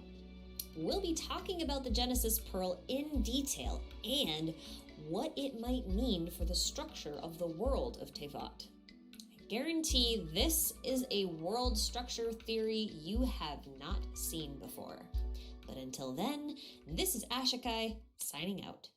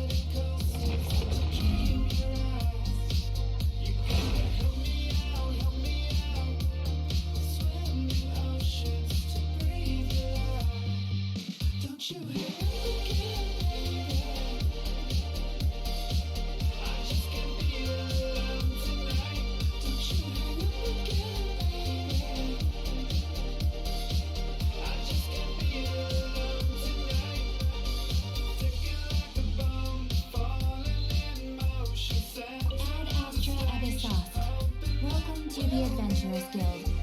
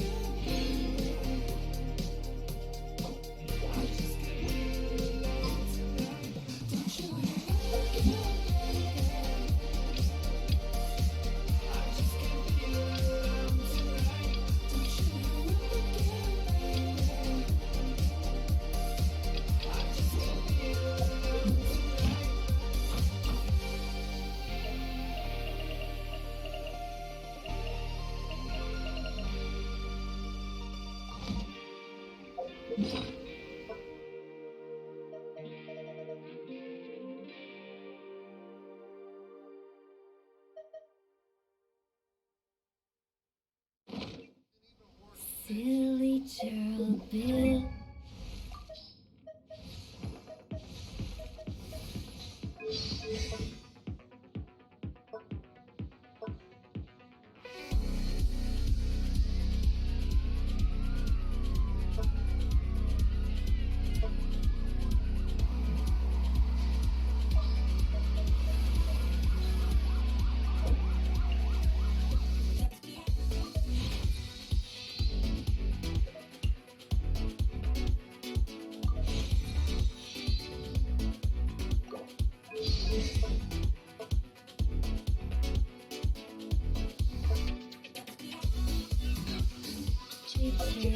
Silly.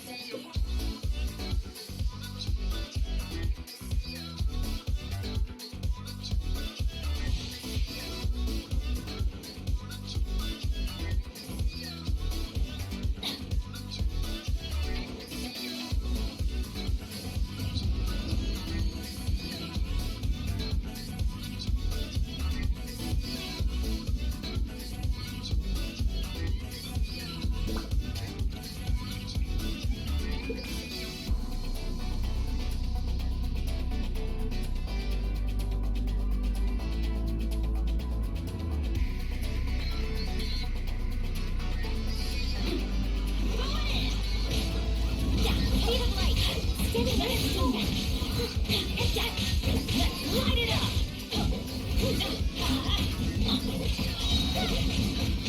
Back to the tape. Everybody stand back!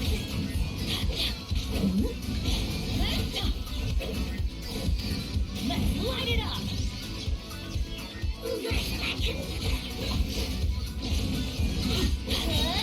Let's light it up!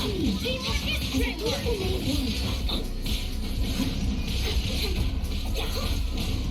light it up!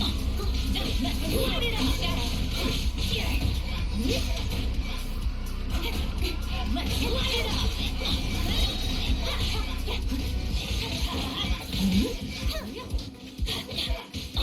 I guess there's no stone unturned. Let's light it up! Cut to the tape. Let's light it up! That's a good night's job.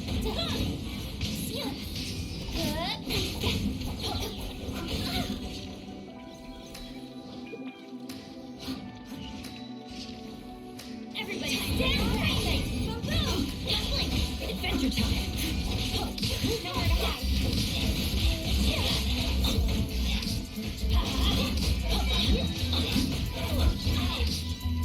Let's light it up!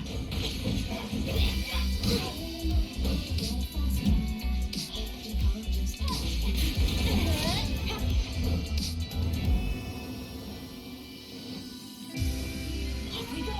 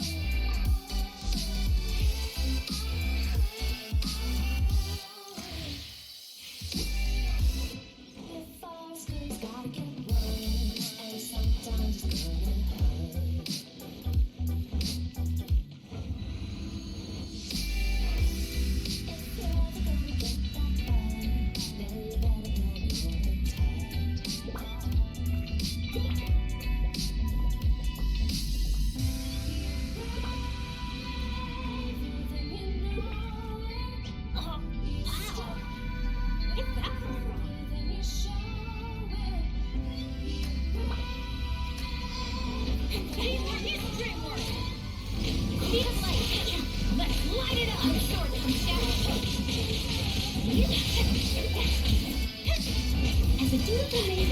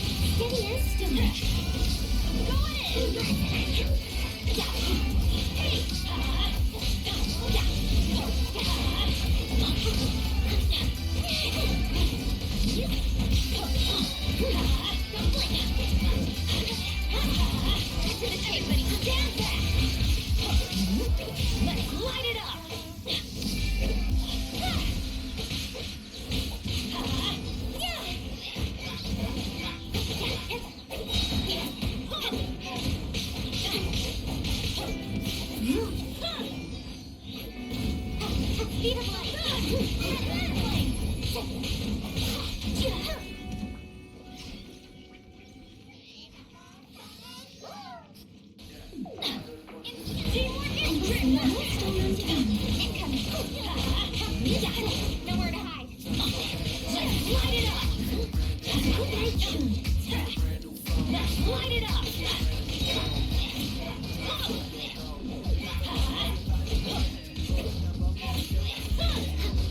Let's light it up. someone needs assistance. I'll catch up.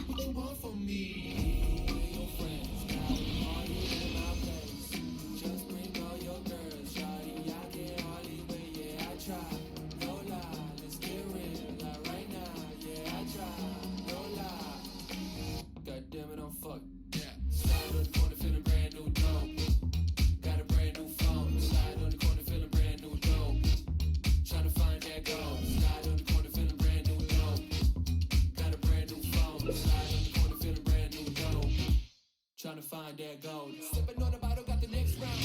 Mommy wanna get it in the test ride. Feeling like Adventure time. that's right here. Yeah, keep killing the shit. Getting cold feet, baby, I'm out.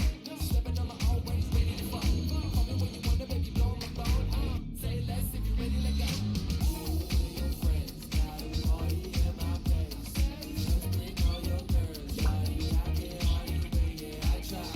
No lie, let's get real, like right now, yeah, I try. No lie. God damn it, I'm fucked. Benny's Adventure Team, assemble! Everybody stand back and come. Steadier, stand.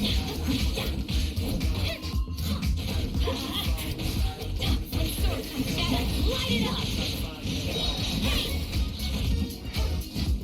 Team Circus Dreamworks, let's light it up! Speed of light, let's light it up! Leave it up to me. Gotta find that gold. Going in!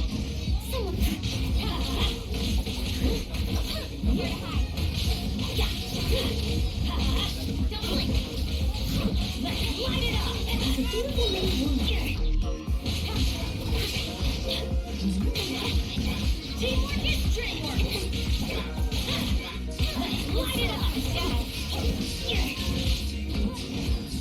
Off we go! Let's light it up!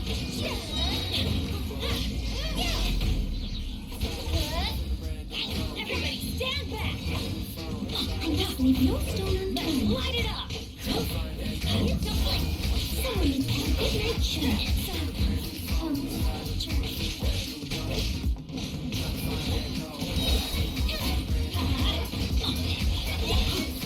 Going in!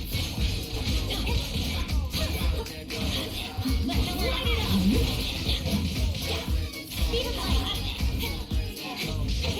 Let's light it up!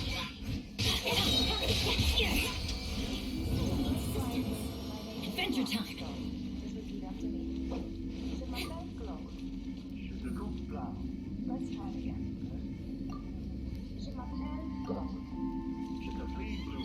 That's my job. I'm a busy time. Hardly ever smooth when it comes down to a cute girl in my room. I'm not even that young. Can't blame it on the booze, cause whenever there's a cute girl, my brain hits the snooze.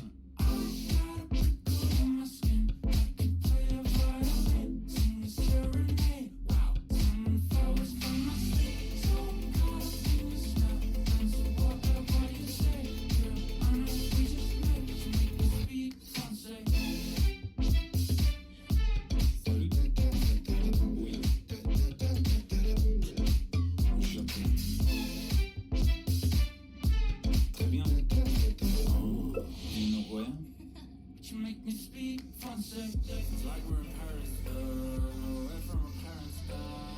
Kind of a change smoker, but with you I wanna do better. Never been a go-getter, but I wanna get with you forever. Cause you're not just a cute girl in my room. Never. It's like we're in Paris, away from our parents. Kind of a change smoker, but with you I wanna do better. Never been a go-getter, but I wanna get with you forever. Cause you're not just a cute girl in my room. Never.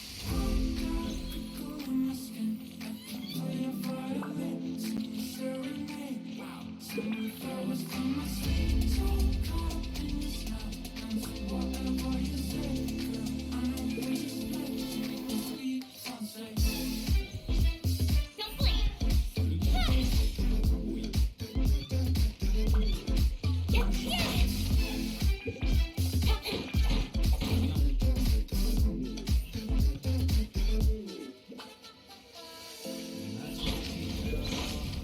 Don't get me wrong, I love you. Oh, wow! It's that one.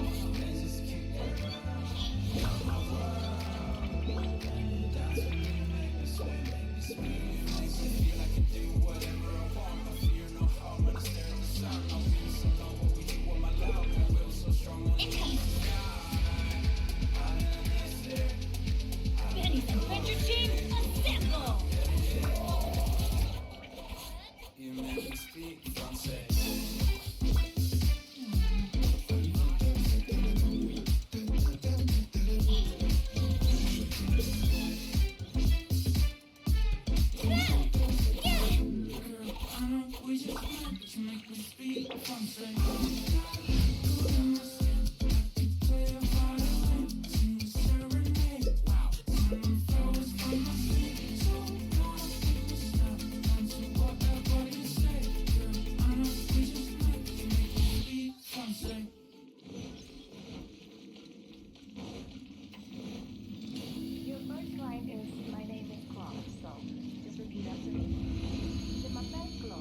adventure time.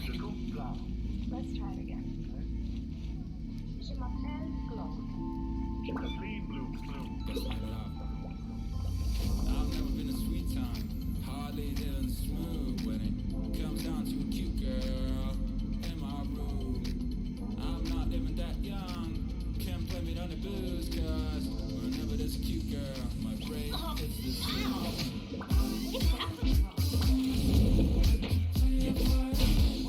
Steady and steady. Everybody stand back. Why do they never miss? Light it up. Wind strike. To the tape. Feet tight.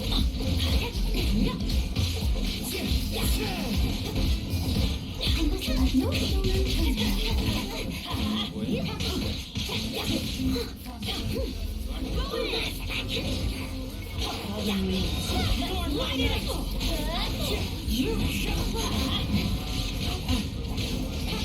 nowhere to hide.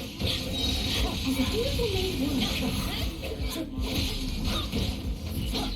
Teamwork is dreamwork.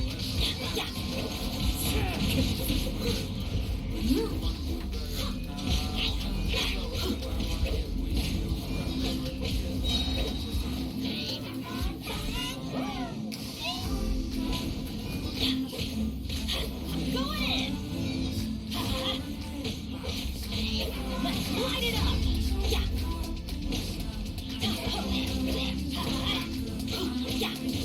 Let's light it up.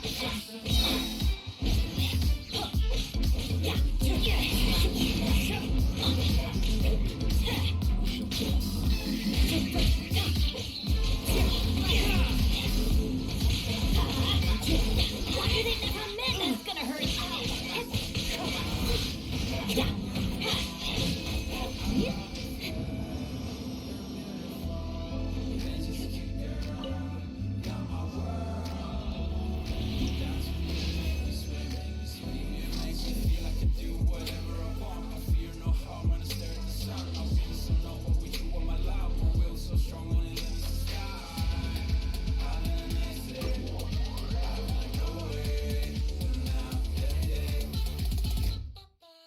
You make me speak Francais.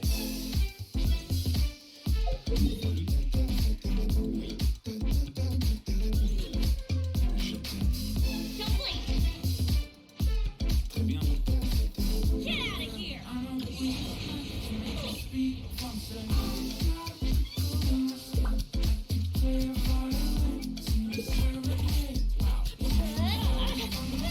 way. Why do they never miss? Speed of light.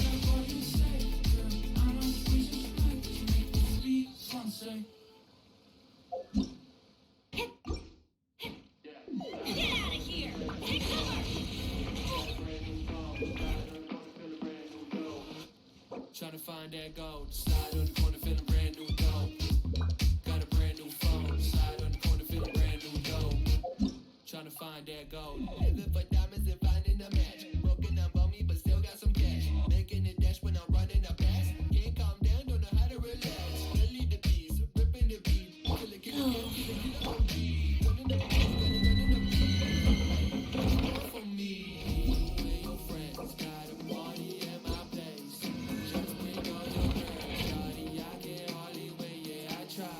No lie, let's get real, like right now, yeah, I try. No lie, god damn it, I'm fucked, yeah. Slide on the corner, feeling brand new dope.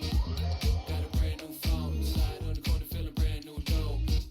Tryna find that gold, slide on the corner, feeling brand new dope. Got a brand new phone, slide on the corner, feeling brand new dope. Tryna find that gold. Sipping on the bottle, got the next round. Mommy wanna get it in your test ride. Feeling like you're living with the best right here. Yeah, keep killing the shit. Getting cold feet, baby, on my stepping on my own ways, ready to fuck. Call me when you wanna, baby, blow my mind. Say less, if you're ready, let go.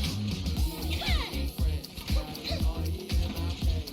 Just bring all your girls, shawty, I can't hardly wait. I try, no lie, let's get real, like right now, yeah, I try, no lie. God damn it, I'm fucked. Slide on the corner, feeling brand new dope. Got a brand new phone. Slide on the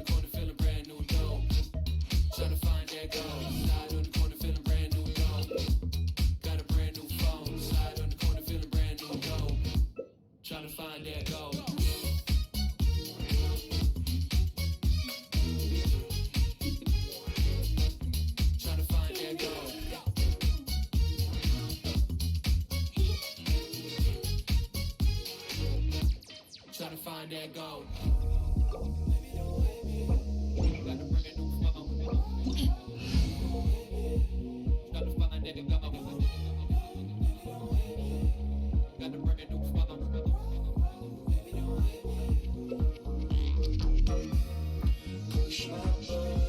One time.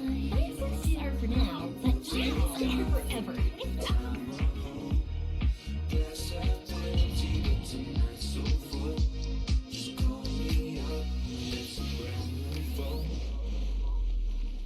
Off we go. Feel a brand new dope. Got a brand new phone. Slide on the corner, feel a brand new dope. Tryna find that gold. Slide on the corner, feel a brand new dope. Got a brand new phone. Slide on the corner, feel a brand new dope. Tryna find that gold. Slide on the corner, feel a brand new dope. Got a brand new phone. Slide on the corner, feel a brand new dope. Tryna find that gold. Slide on the corner, feel a brand new dope. Got a brand new phone. Slide on the corner, feel a Benny's brand new Adventure dope. Team, assemble! Everybody stand back!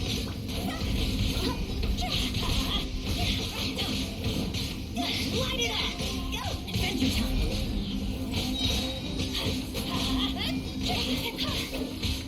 Light it up!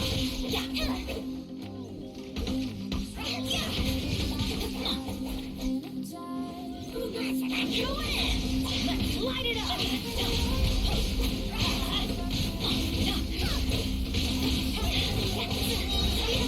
Gonna hurt in the morning?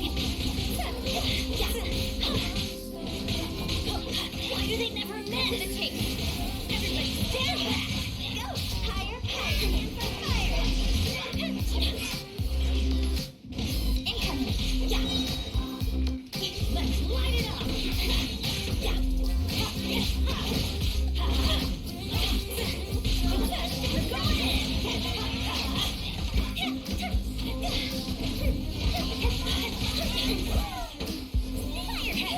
Light it up!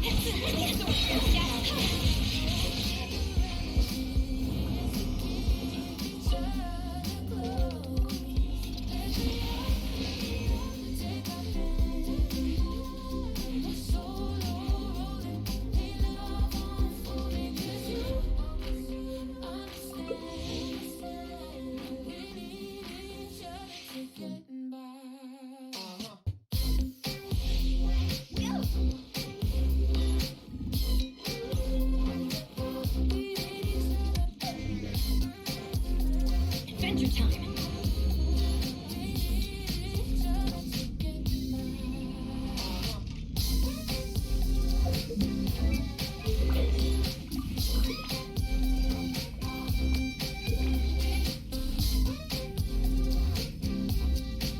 Benny's Adventure Team, assemble!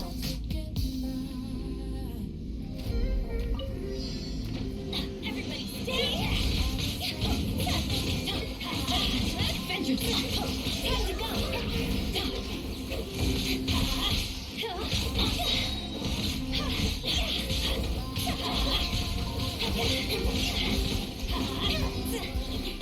Teamwork is dreamwork! Let's light it up! Let's light it up! Speed of light, adventure time! See? Let's light it up! Everybody stand back! Don't blink! There's the ballerina!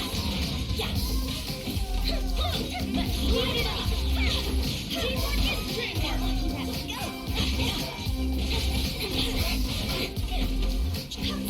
Let's light it up! Adventure time! Off we go!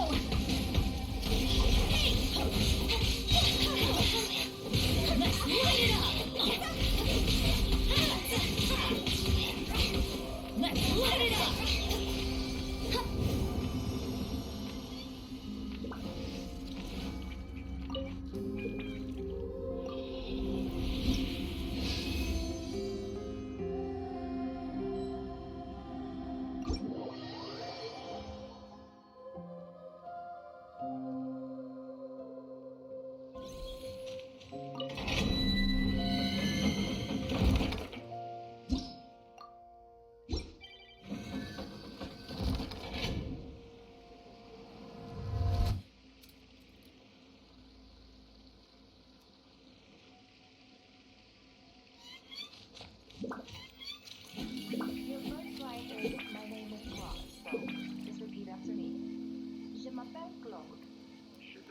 glow. Let's try it again. Je m'appelle Glow. Je t'appelle Blue. Guess my it up. I've never been a Lightning flash! hardly feeling When the sun's out, bathe in sunlight. But when the moon's out, bathe in moonlight. Can't play me on the blues, cause whenever this cute girl, my brain hits the snooze. Lightning flash!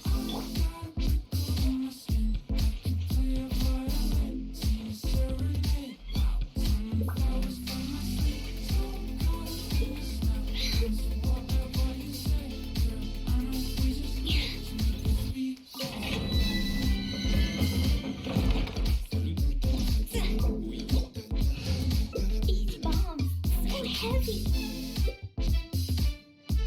Très bien. Do you know who I am? But you make me speak Francais. It's like we're in Paris, away from our parents. I'm kind of a chain smoker, but with you I wanna do better. Never been a go-getter, but I wanna get with you forever. Adventure time. 'Cause you're not just a cute girl in my room. It's like we're in Paris, away from our parents. I'm kind of a chain smoker, but with you I wanna do better. Never been a go-getter, but I wanna get with you forever, ever. 'Cause you're not Here just we a go. cute girl. Going in. Yeah, let's light it up. Higher, light it up. You're in for a little shock. You're trying not to enjoy that. Light it up.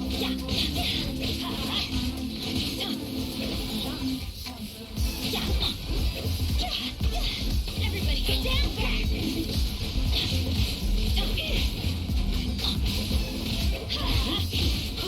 Quit it. Get away. Light it You're up. for a little shock. Let's play. Let's light it up. See? Time to go. Let's light it up. Adventure. Off we go. Teamwork is dreamwork. Adventure. Let's light it up. Off we go.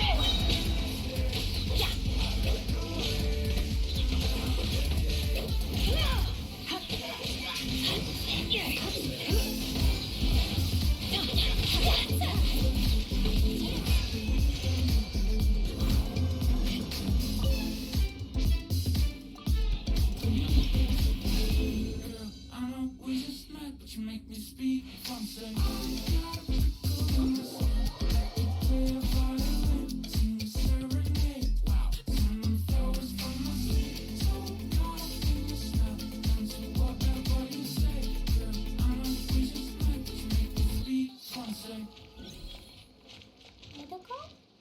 Totoko, where are you?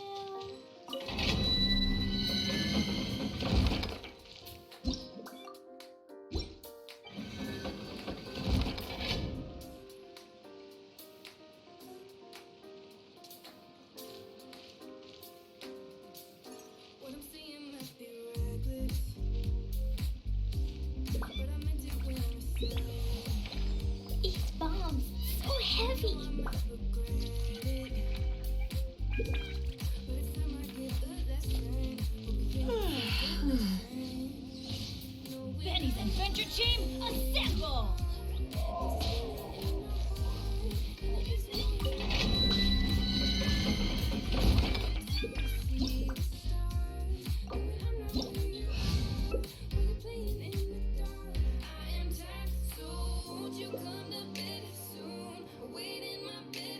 Today's no good for going out. Did I say that yesterday as well? Totoko, where are you?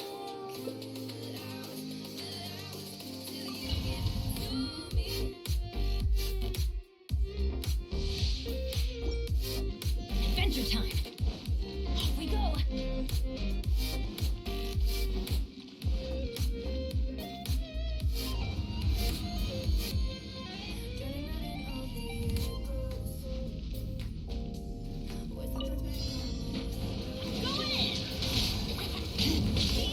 Let's Light it up. Higher, higher, hands on fire. Time for takeoff. Let's light it up. Closer.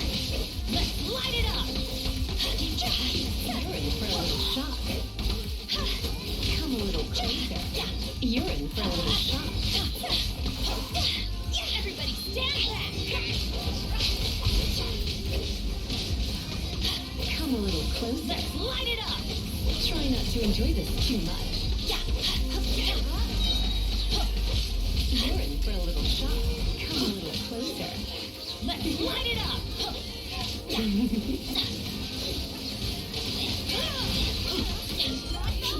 Teamwork is teamwork.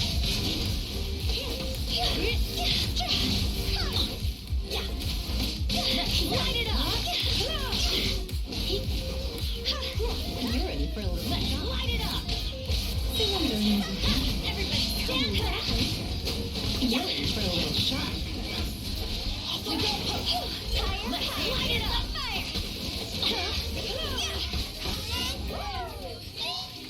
Come a little closer. You're in for a little shock.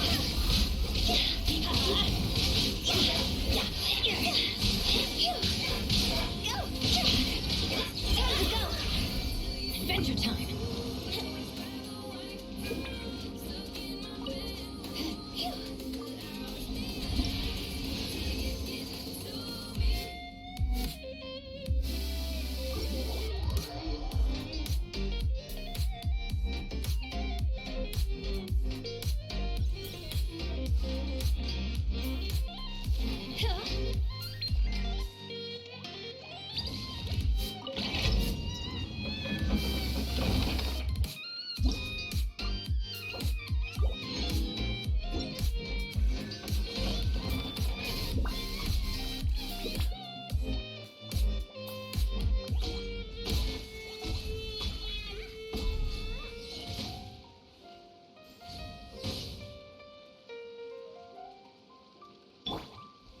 Lightning flash.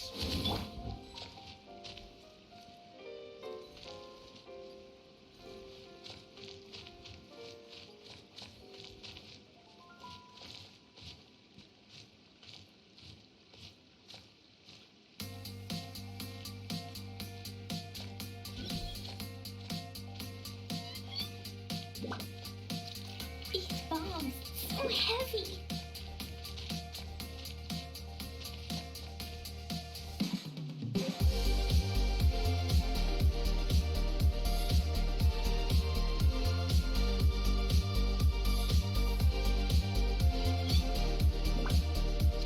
Cleo is a pretty girl today. I found a really weird looking lizard. Want me to show it to you?